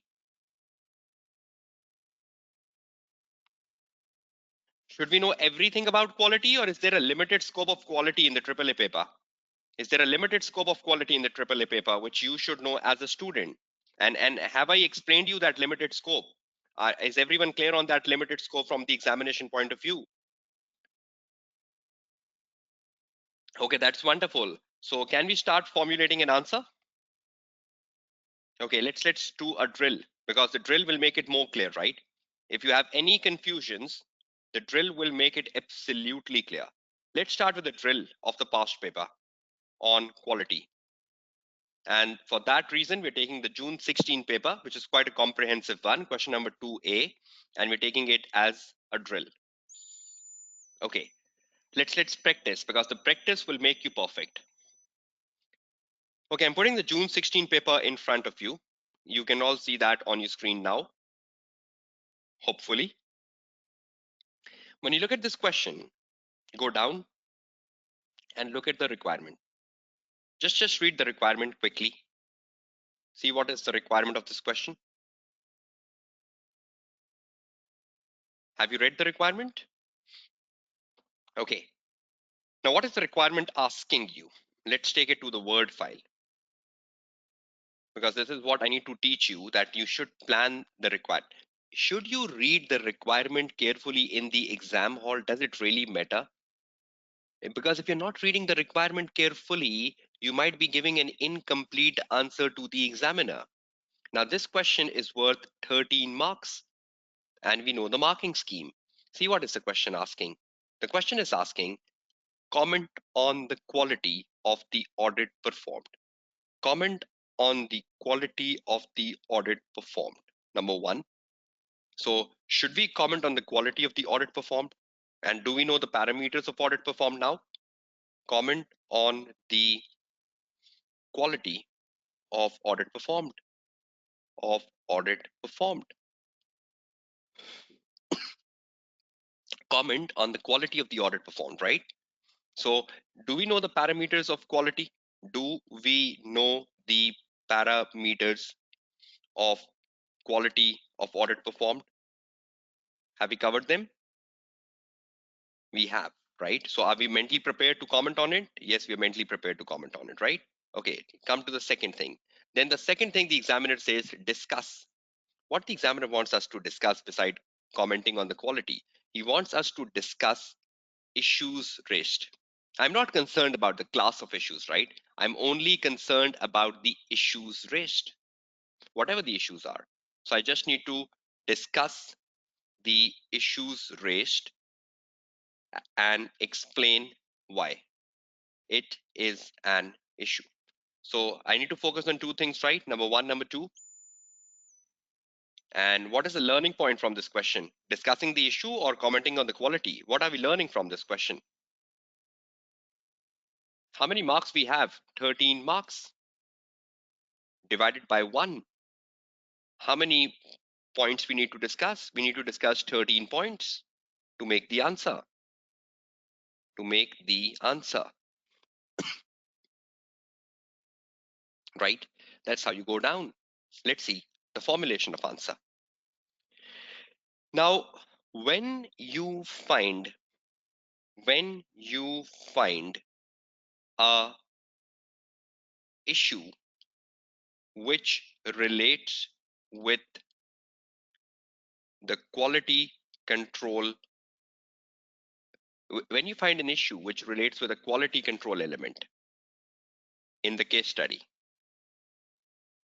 example, like suppose you're reading the case and you find an issue in the case which relates to planning, or you find an issue in the case which relates with performance, or you find an issue in the case which relates with direction, or which relates with the assignment of the team was not rightly assigned, or there is a problem in the case which relates with supervision, or there is a problem in the case which relates with the review of the working paper. Now, these are all components you just studied above. So, if you find an issue in the case study which relates with something you learned just 5 minutes ago, in terms of assignment of the team, in terms of direction, in terms of supervision, in terms of review, and you immediately recall these are components of quality. So if you find an issue which relates with quality control element in the case study, like planning, like performance, like direction, like assignment, like supervision, like review of working papers, etc., etc., you should explain the issue first. You should explain the issue first, followed by a comment on the quality, followed by the comment on the quality, full stop.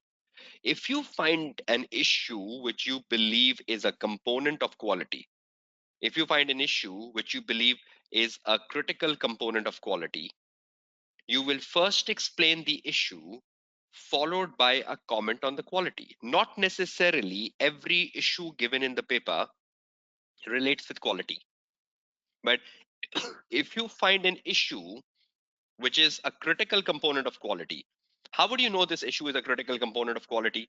Have I given you knowledge on that, everyone? Will you be capable of picking the issue in a case which is a critical component of quality? Have I given you examples of that?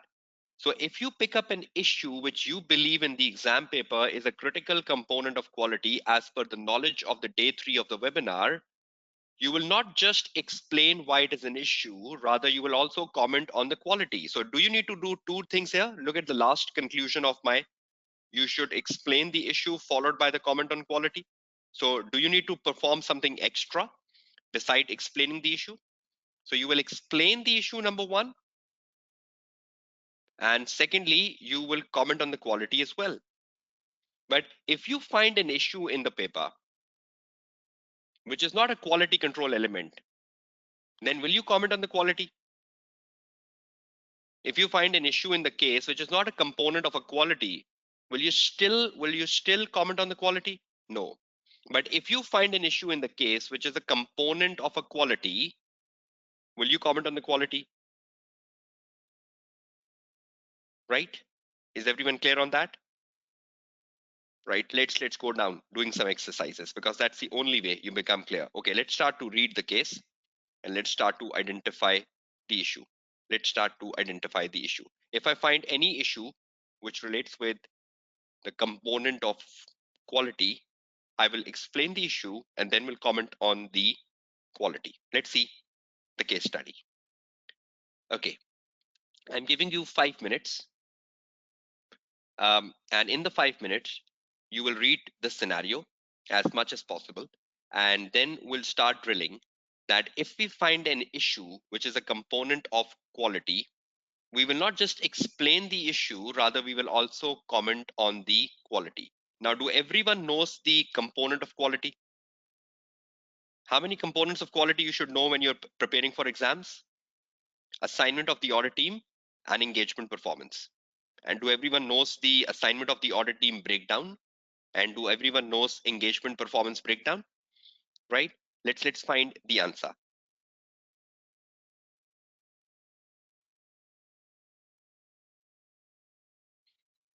Okay, let's put the June 16 paper in front of you. Okay, can you just do one thing? We go one by one, right? Can you just read from here to here and then we go further?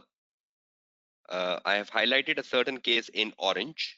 Can you just read the highlighted orange part in 2 minutes or 3 minutes? See if you can find an issue, and can you think this issue relates with quality? This issue relates with the component of the quality you just studied in the class today. Okay, can all of you see the screen of the past paper in front of you? Can all of you see the screen of the past paper? Okay, fine. Start reading it. You have 2 minutes. The para 1 and the para 2 in orange.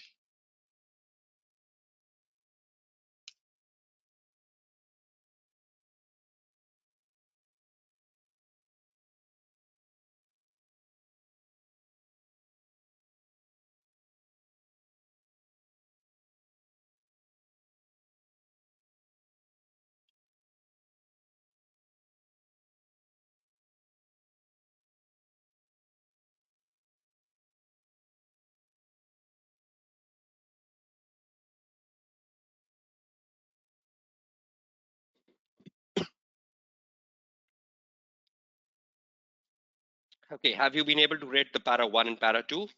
That's wonderful. Okay, if you have read the para 1 and para 2, all of you, let's see what is the problem in the para 1 and para 2. Does the problem relates with a component of quality, or is it just a problem and does not connect with a component of quality? If it connects with a component of quality, we will comment on it, else we will just be discussing the issue. Let's find, is it a component of quality? Okay, let's read the case. You are a senior manager in Macau, a firm of chartered certified accountant. In your engagement quality control review, so you're performing an engagement quality control review, you have been asked to review the audit files of Stenley and Colloon Company, both of which have a financial year end at 31st of December. And the audit of both companies are nearing completion. So you are a manager and you are performing an engagement quality control review, and your company is Stenley, and both companies are near completion. So the audit is yet to end, but both companies are at the stage of completion. This engagement quality control review is performed at a completion stage, right? That is the right point when you perform the engagement quality control review, that is prior to the completion of the audit. Now, let's see what is the problem. Stenley is a food processor selling its products to wholesalers and supermarkets. From your review of the audit working paper. So as a manager, you are reviewing the working papers, right? Which is wonderfully good. You have noted that the level of materiality was determined to be 1.5 million at the planning stage. And this materiality threshold has been used throughout the audit. There is no evidence on the audit file that this threshold has been reviewed during the course of the audit. Do you believe this is the problem, yellow? You set a materiality level at the start of the audit, which was $1.5 million. We do set materiality at the planning stage, right? And this materiality threshold has been used throughout the audit. And there is no evidence on the file that this threshold has been reviewed during the course of the audit. Do we need to review the materiality during the course of the audit? Or, or we just set the materiality at the planning stage and leave it? Do you believe materiality correlates with risk, and the risk can change from the planning stage to the performance stage? So do you believe the materiality level should be reviewed during the course of the audit, or should it just be set at the planning stage and shouldn't be reviewed? So do you all believe risk changes from the planning stage to the performance stage? And if the risk changes, should the materiality change? So at the planning stage, we set the materiality. So we cannot criticize the planning, right? Can we criticize the planning? If the question would have said no materiality level was assigned at the planning stage, we would have criticized the planning stage of the audit. But do you believe the planning stage of the audit has been done well? They set the materiality level. But where is the problem? The problem is that during the course of the audit, the materiality threshold, there is no evidence that during the course of the audit, this threshold has been reviewed. So someone reviewed it? Someone bothered to review it? No. So does it seems like a lack of supervision here? Does it seems like that no one was supervising the audit in a proper manner? Is that so, everyone? Does it seems that the manager who was engaged with the audit, your audit manager, was not concerned about reviewing the materiality level. He was sleeping as a manager. He was lazy as a manager. He was not bothered about reviewing the materiality. Now, if the materiality threshold has not been revised during the course of the audit, what is the implication? Ask if the materiality threshold has not been revised, what is the implication for the audit? Suppose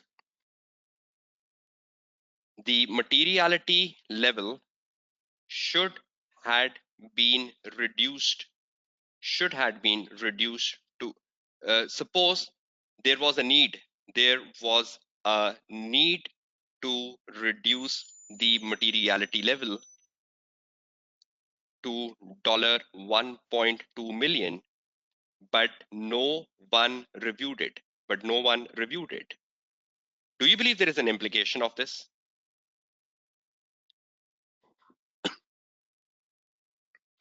If the materiality level was to reduce, and we didn't reduce the materiality level, so have we performed less work? Do you believe if the materiality threshold goes down, our work increases? Does our work increases with a reduction in the materiality level? So we have not reviewed the materiality threshold. So is there a risk we have performed less work if it is to be reviewed, if it is to be reduced, for example, right? So we have not reviewed the materiality level. What is the implication of it? Now see how you write the answer.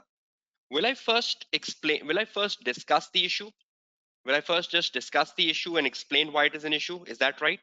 Explain why it is an issue. Is that right? And if it is a quality control issue, I will comment on the quality as well. So tell me step number 1 and tell me step number 2. Do you all believe step number 1 is to be done irrespective? I will start with the step number 1, right? I will discuss the issue and explain why it is an issue. Everyone is getting that point? Okay, but if it is a quality control issue, I will comment on the quality as well. Do you believe this is an additional step? Now tell me, do I need to apply the step 2 to my point? Do I need to apply step 2 to my point of materiality? Do you believe if the materiality threshold has not been reviewed, this is the point hitting the supervision of the audit? And do you all believe supervision is a component of quality? Supervision is a component of how the audit should have been performed. So do you believe supervision is a component of quality? So should I be exercising my step number 2 in the point number 1? See how you go down writing the answer. See how to write an answer. Write an answer. Okay, I'll put the heading materiality level. Let's put that as a heading, materiality level. And under the materiality level, I write my point. Materiality level should be reviewed during the course of the audit because risk evolve risk evolve over time and is not static. So there are chances that risk might change during the course of the audit. Risk might change during the course of audit. Risk might change during course of audit, which causes the materiality level to change.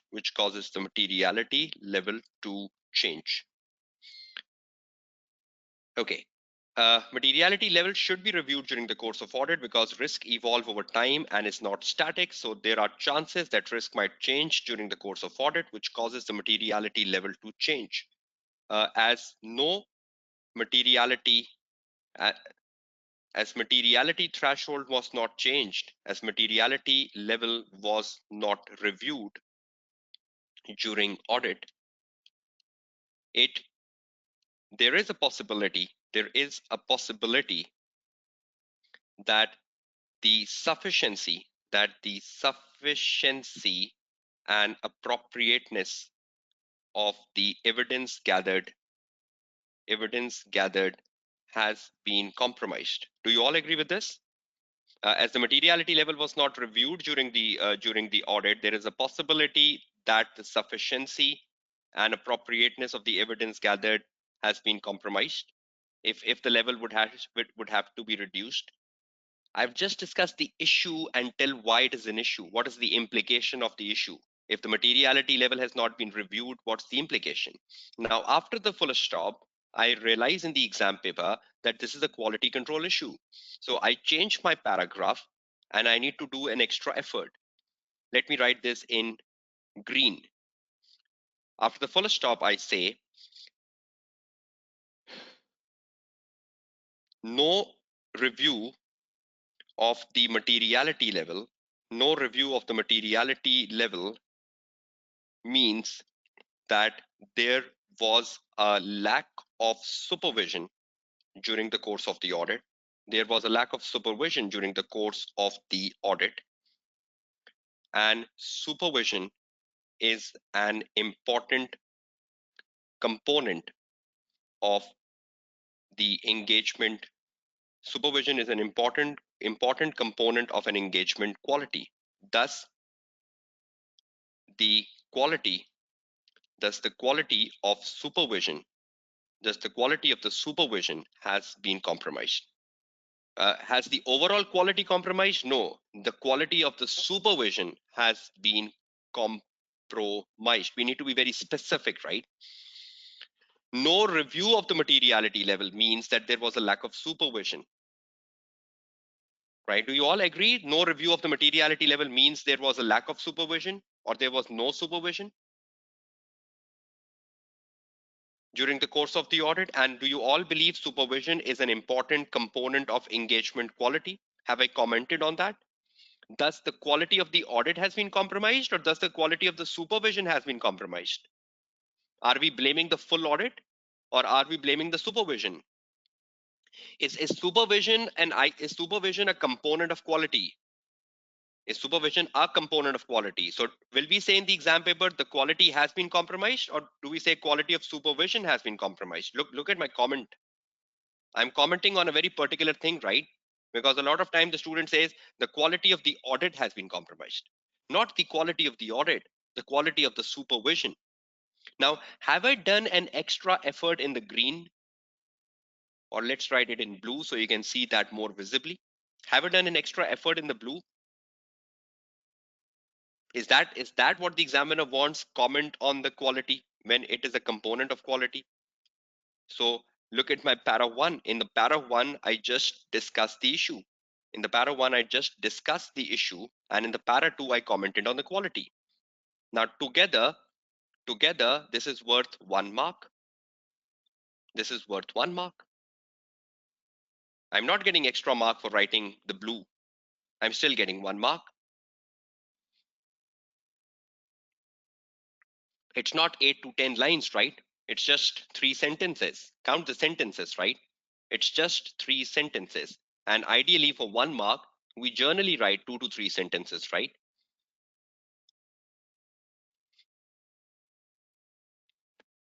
How can you write less than 2 to 3 sentences for 1 mark? The examiner says you need to develop a point. Yesterday, day 2, in the day 2 we were discussing, the examiner was very critical. The examiner was saying you need to develop a point fully. And it's very interesting that the students is saying this is a too large answer when you write much larger answers than this, because you try to match the answer of the examiner, Muhammad Amir Iqbal, and you're just saying a 2 to 3 sentence answer is too large. When you are sitting in the exam hall, you write double triple answer than this for just one mark. This is just a 3-sentence answer. This is just a 3-sentence answer. How can a 3-sentence answer be longer? Don't count the lines, right? Count the sentences. How can you write less than this? The examiner wants your point to be fully developed. Is that not a fully developed point which discuss the issue and comment on the quality? Okay, can we move to the next problem? Can we move back to the case study? Is everyone getting the clarity? What does discuss the issue and comment on the quality means? Now, will every issue in the exam paper will every issue in the exam paper needs to be commented on the quality? Is that true? No. Only if it is a component of quality, then only you will comment on it, right? Is everyone clear? Okay, let's do another exercise. Let's do another exercise. Okay, back to the case study. Okay, can you just read this paragraph here from your review?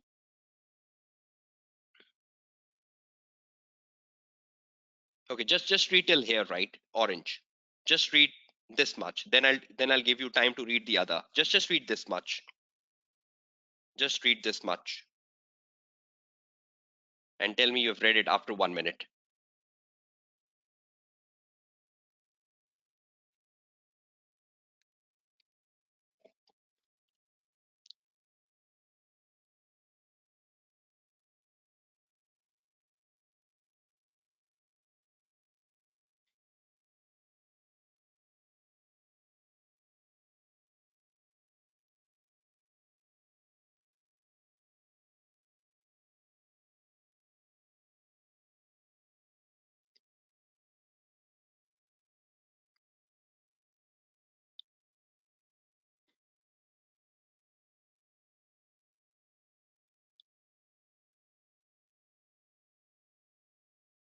Okay, I hope all of you have read till the point I have made, I have highlighted in orange. If you have read, come back to the case study. I hope you can see the Word file, everyone. And on the Word file, I have copied the paragraph, right? The paragraph is in front of you. Let's read the paragraph, see is there any issue? Is there any issue or is there a quality control issue? From your review of the audit planning, you know that a new packing machine with a cost of 1.6 million was acquired by Stanley in March 2015 and is recognized in the draft financial statement at a carrying amount of 1.4 million. A new packing machine was acquired. How much was the cost when it was new? 1.6 million. Was it above the materiality of 1.5 million? Was it material? It was material, right? You know that a new packing machine with a cost of 1.5 million, 6 million was acquired by Stanley in March. So do the auditor focus on new capital expenditures when you go for the audit? Agree or disagree? When do the auditor focus on new capital expenditures during the year when he goes for the audit? Yes. So is it a new capital expenditure, 1.6 million? And do you all agree that 1.6 million cost is material? Don't look at the book value, right? The book value is after the depreciation. But $1.6 million of a capital expenditure, is it material? So if you comment on materiality, will you get marks for commenting on the materiality in the AAA paper? Do you get extra marks for commenting on the materiality in the AAA paper? Yes. How many? 1 mark. 1 extra mark for commenting on the materiality wherever possible. So we will comment on the materiality of 1.6 million. Okay, and is recognized in the draft statement of financial position at a carrying amount of 1.4. Fine. Depreciation. The packing machine is located at the premises of an Aberdeen company, a distribution company. So is it located at your premises, Stanley? Or is it located at the premises of another company? At another company, right? Which is used to pack and distribute a significant proportion of Stanley product. It's perfectly fine, right? You can put your asset at someone else's premises, but it is your ownership, right? Is it the ownership of Stanley Company? Should it be reflected as an asset in the Stanley Company's financial statement? Does this assets belongs to Stanley? Yes, but they have put the asset at the premises of Aberdeen. That's fine. So far, everything is going fine. The machine has not been physically verified by a member of audit team. Do you believe this is an issue? That the machine has not been physically verified by a member of audit team, right? Now, the machine has not been physically verified by a member of the audit team. What does that shows? Does that shows that the member of the audit team has a lack of knowledge? has a lack of competence. He does not know that the physical verification is the most important assertion of assets. Even you know, even I know, even a student who is studying the F8 paper also know that. So a member of the audit team didn't knew that a physical verification is the most important substantive procedure on a non-current asset. Do you believe a non-current asset existence is the most important substantive procedure? Do you all agree with that? So does it mean that the member of the audit team has a lack of knowledge, lack of competence? Does it brings a question mark on the competence of the member of the audit team? Does it brings a question mark on the competence of the member of the audit team? Or does it also brings a question mark on the supervision of the audit, that the person who was responsible for the supervision, how did he missed it? How did he missed it that the member of the audit team didn't verify the physical verification? So you can be critical of the absent supervision, or you can be critical of the competence of the team member. Now, I have already wrote supervision above, so I will not repeat the supervision point, but I will repeat the point of the competence of the team member. See how I write in answer. Okay, should I first discuss the issue? And should I first discuss the issue and then explain why it is an issue? Right? Should I issue and explain why it is an issue? And if the issue is a component, if the issue is a component of quality control, should I comment on?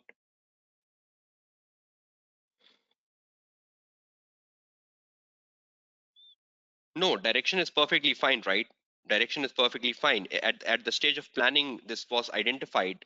The new packing machine was identified at the planning stage, right? So that was wonderfully fine. Your planning was good, but your performance is bad. Your performance is really bad. So if the issue is a component of quality control, then comment on the quality. Is that right? Is that what we learned? So should we convert this paragraph first into the issue?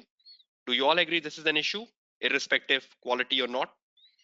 Okay, let's see how I write it. Will I, sorry, will I put the heading uh, machine not verified? Machine not physically verified, not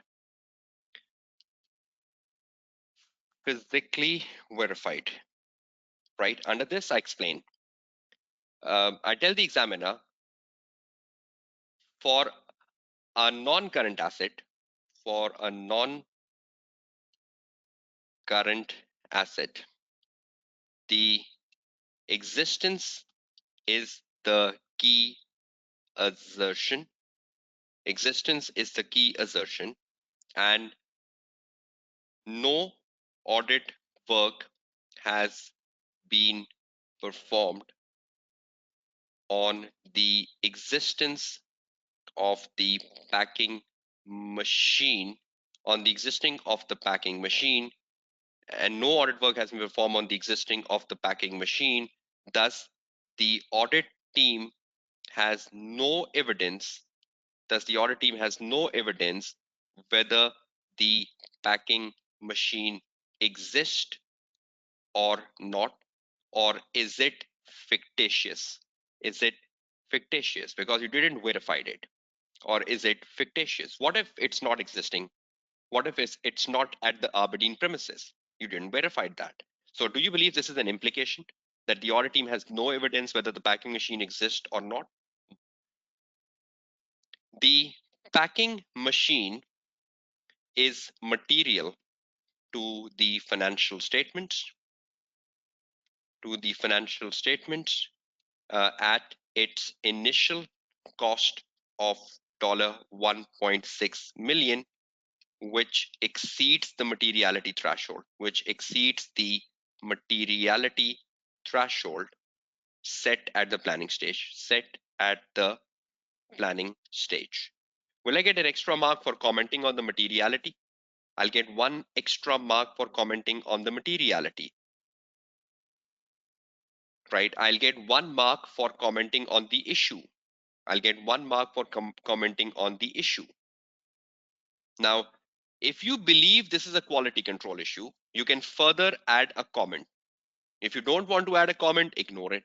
It's not necessarily that you add a comment on the quality control issue for every point.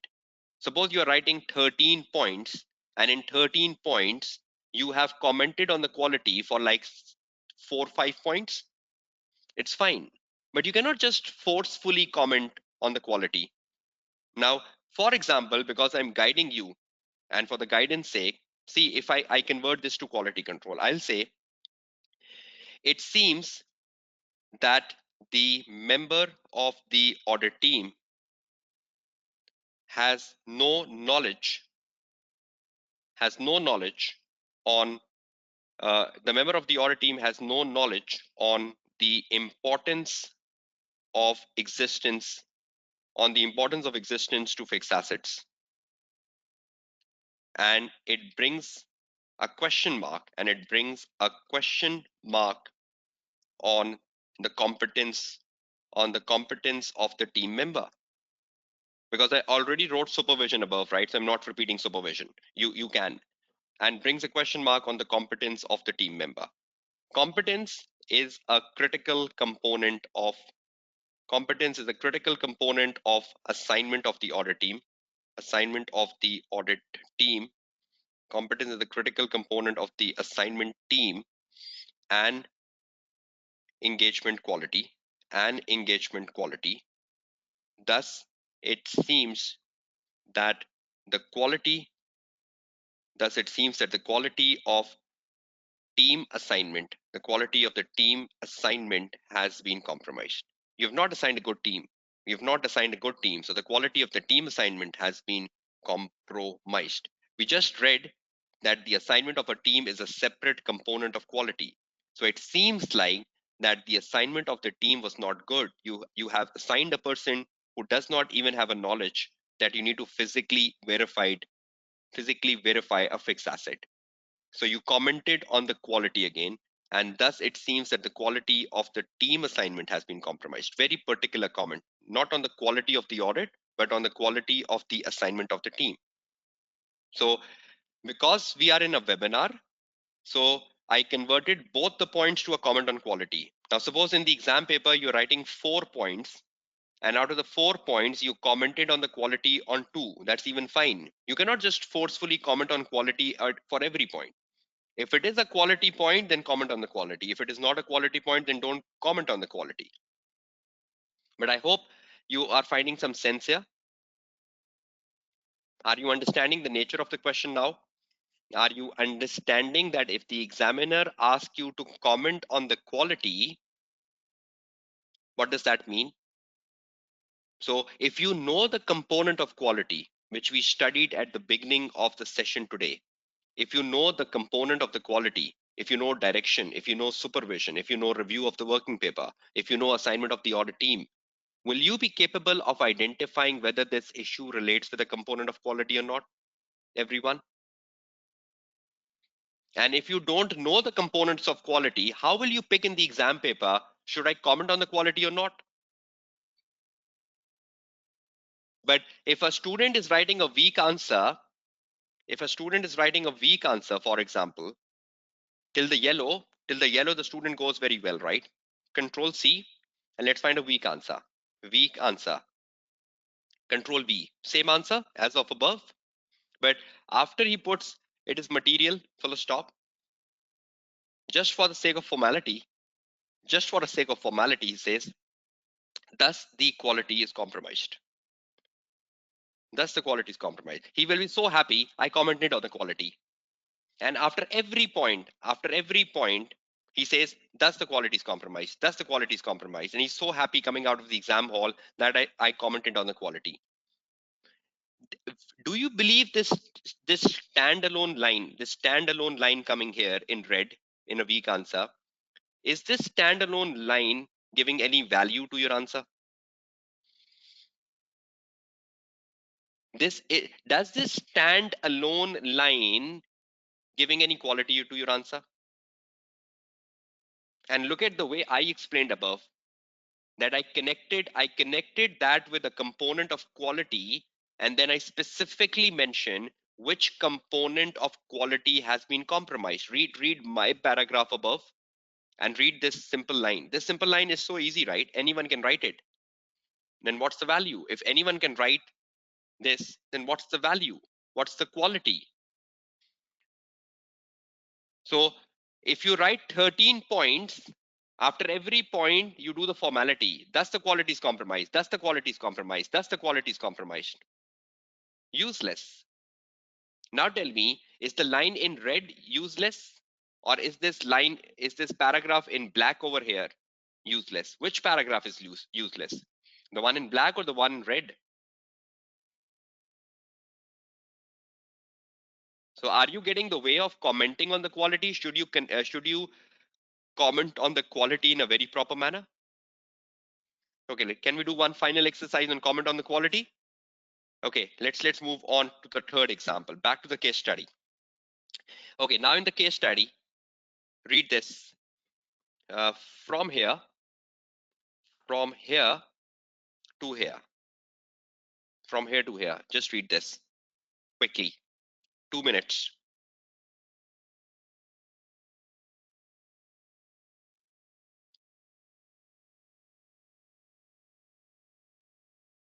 The orange part, right?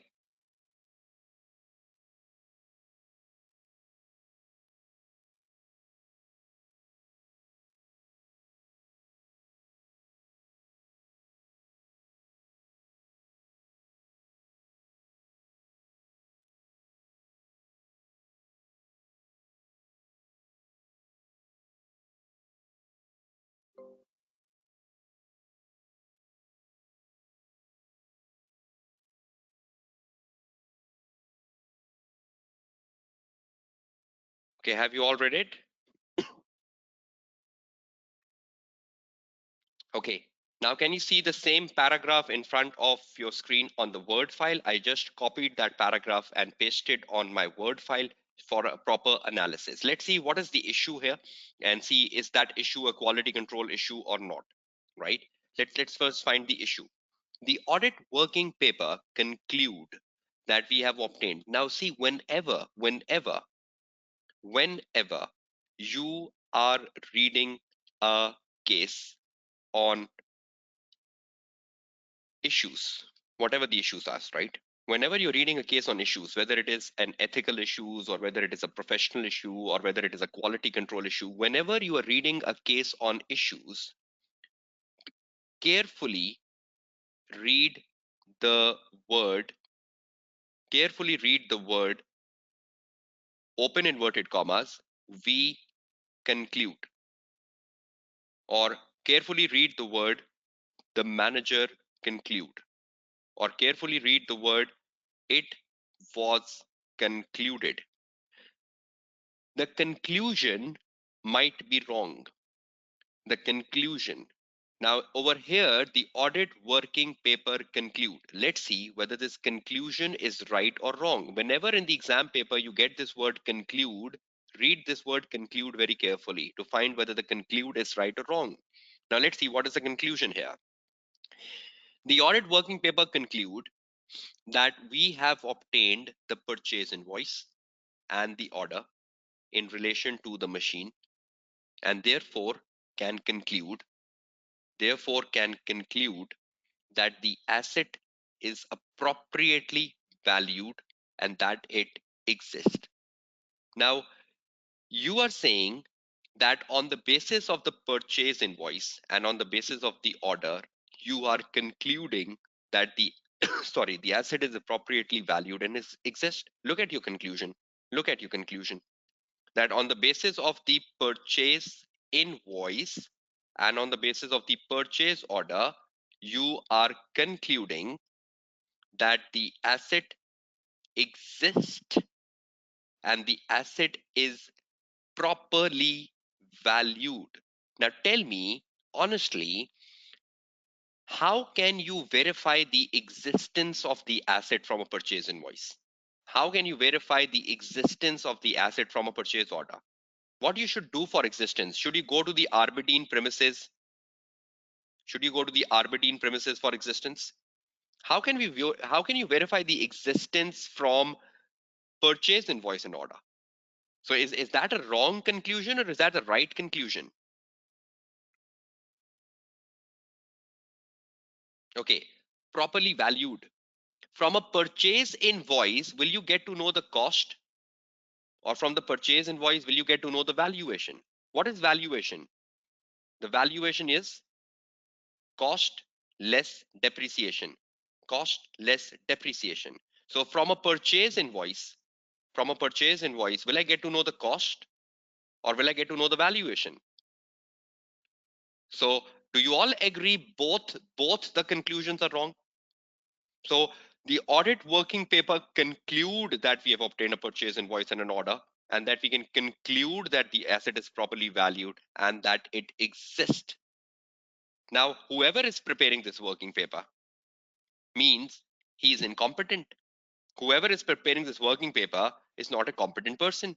That that he concluded that on a basis of a purchase invoice and on a basis of an order, the value exists. Does it demonstrate a lack of competence of the team member, whoever he is? So, do you believe competence of the team is a component of the audit quality? Competence of the team is a component of the assignment of the audit team. So, can you additionally comment on the quality here as well? But what is the issue? Let's put the heading here. Conclude. Conclude conclude in the working paper. Something like that. Conclude in the working paper as a heading, right? Or someone has not supervised you properly, right? Someone has not checked your working papers properly. Someone has not reviewed your working papers properly, right? This working paper is being reviewed by the engagement quality control reviewer. So the issue, conclude in the working paper. So do you all believe this is a wrong conclusion? I'm not writing the paragraph, just write the paragraph yourself. Do you believe there is a wrong conclusion? And this wrong conclusion means that no work, no work has been performed. No work has been performed on existence, and no work has been performed on the depreciation of the asset. I think the only work we performed was on the cost purchase invoice, right? That no work has been performed on existence and no work has been performed on the depreciation of the asset, right? So it's a wrong conclusion. So will you be able to write the issue and why it is an issue? The two bullets in front of your screen, will you convert that to a paragraph, everyone? Right? So depreciation is part of the valuation, right? Depreciation is part of the valuation, right? We just verified the cost only. We just verified the cost. So it's a wrong conclusion, right? Now, can it be commented on a quality? Commented on a quality that you can comment on the competence of the person, and competence of the person is the assignment of the team, that the person was wrongly assigned. Competence of the person, because he's giving a wrong conclusion. So a wrong conclusion is bringing a question mark on the competence of the person, and it's bringing a compromisation of the quality assignment of the team. Is everyone clear? Right? The depreciation is to be recalculated, right, Murtaza? There is no document for depreciation. You have a policy for depreciation and you recalculate. The substantive procedure for depreciation is the recalculation of the depreciation. So will you be able to write this point as an issue and then comment on the quality? Everyone? Right? Look at the last point. The last point says, in addition, look at this point in yellow. In addition, the managing director of Aberdeen Company has confirmed in writing that the machine is located at their premises and is in working order. No further work is needed in respect of this item. The managing director of Aberdeen has confirmed in writing that the machine is located at the premises. No further work is required. Can we just rely on management representation? Should we not go to the Aberdeen premises and check? Which is more appropriate evidence, the representation of the management or going to the Aberdeen premises and checking ourselves? Which is more appropriate, checking ourselves or relying on the managing director of Aberdeen? What if the managing director of Aberdeen is telling a lie? How would you verify, is he telling a lie or not? So Do you believe this is another issue? This is another issue. Uh, confirmed in writing. Confirmed in writing is another issue. Confirmed in writing is another issue. So if confirmed in writing is another issue,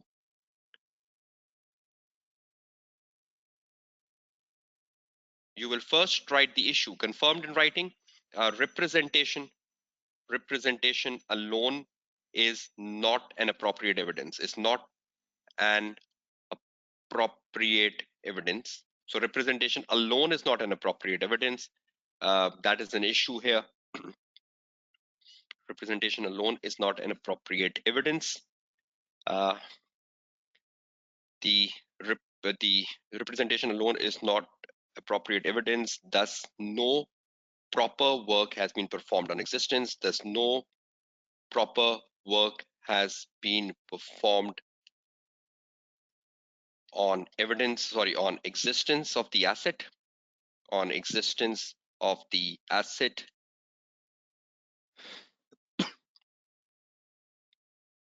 Right, representation alone is not an appropriate evidence. It's not an appropriate evidence, or alone is not a sufficient evidence. Thus, no proper work has been performed on existence of the asset. This is an issue, right? Now, this is confirmed in writing. This is wrong here. Even though writing is a very good evidence, but you cannot take writing as a substitute of your own substantive procedures, right? So I think this is the wrong conclusion, even that you just relied on the representation. So it's not like you link every point with comment on quality. See, out of the 4 points, we have commented on 3, which is very sufficient.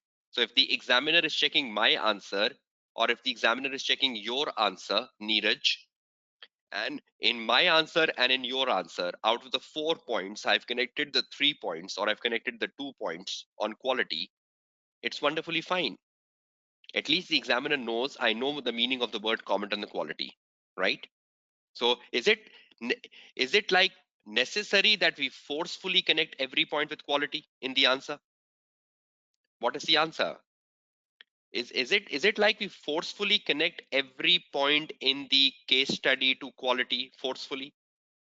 Or should we write a comment on quality where it is very natural? Should we write a comment on the quality where it is very natural? So if a question has 13 problems, where the question has 13 problems, might be that out of the 13 problems, I might be able to comment on the quality for 6 problems, which is fine, 7 problems, which is fine, even 5 problems, it is fine, right? So there is no hard and fast rule, Rizwan. How many points should we connect with quality? I'm just trying to justify that.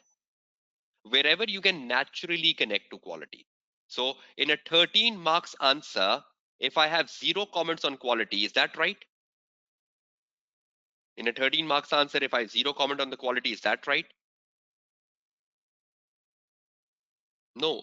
But in a 13 marks answer, if I have 3 to 4 comments on the quality, is that good enough? Is that fine enough? Yes. 3, 4, 5 is fine. So at least the examiner knows I know the meaning of the word comment on the quality. At least the examiner know I have come revised with the examiner article on quality. So is everyone clear? So when you're reading the case on comment on the quality, is everyone literally clear with the word comment on the quality? Now look at this question, which you have to solve on your own now. Look at this question. Comment on the quality of the audit performed. Now, do you exactly know what does this mean? Do you know the components of the quality? Have I guided you on the components of quality?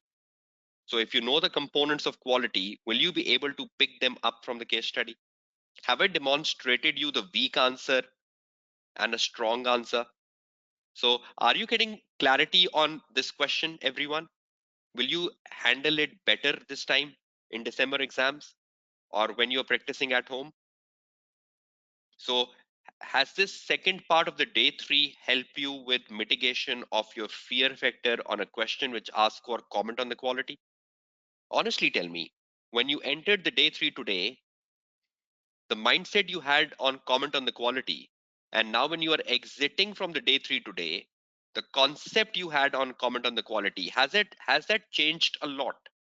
Has that changed a lot?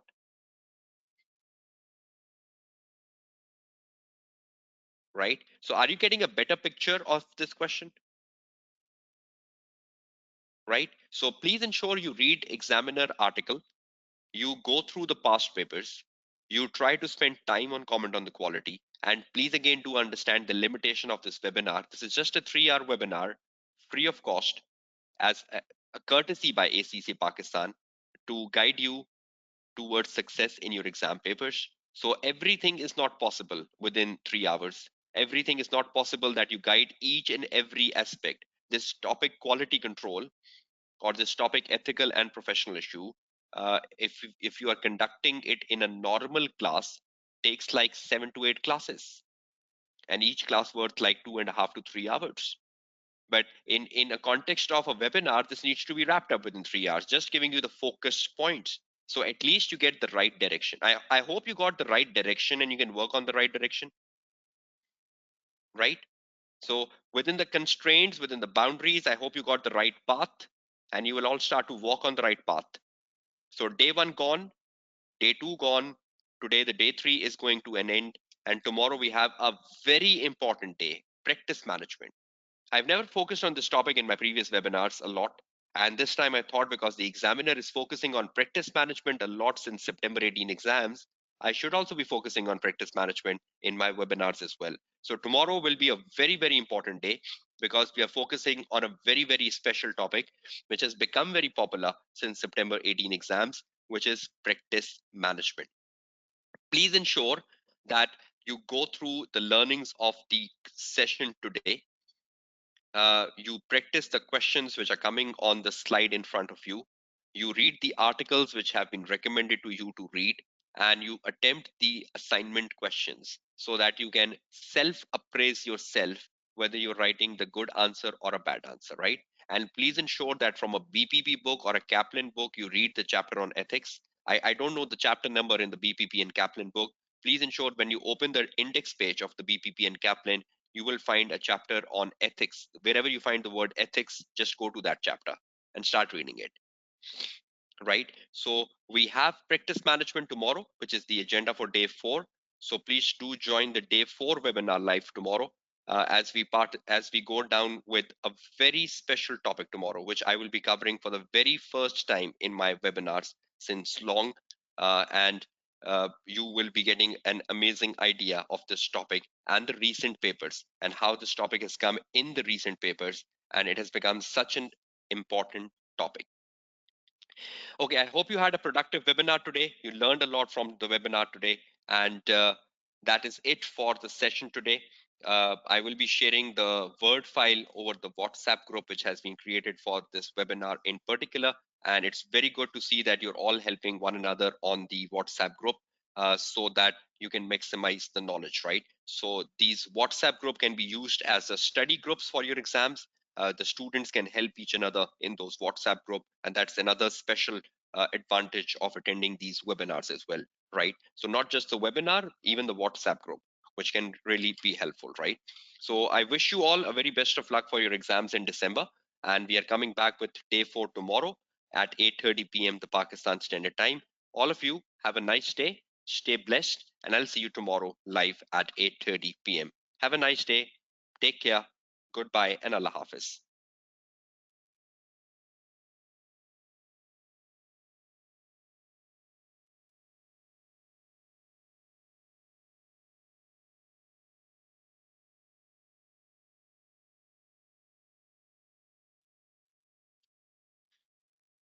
Yes, the recording will be available tomorrow, right, on the ACCA Pakistan channel on Vimeo. So just wait for that.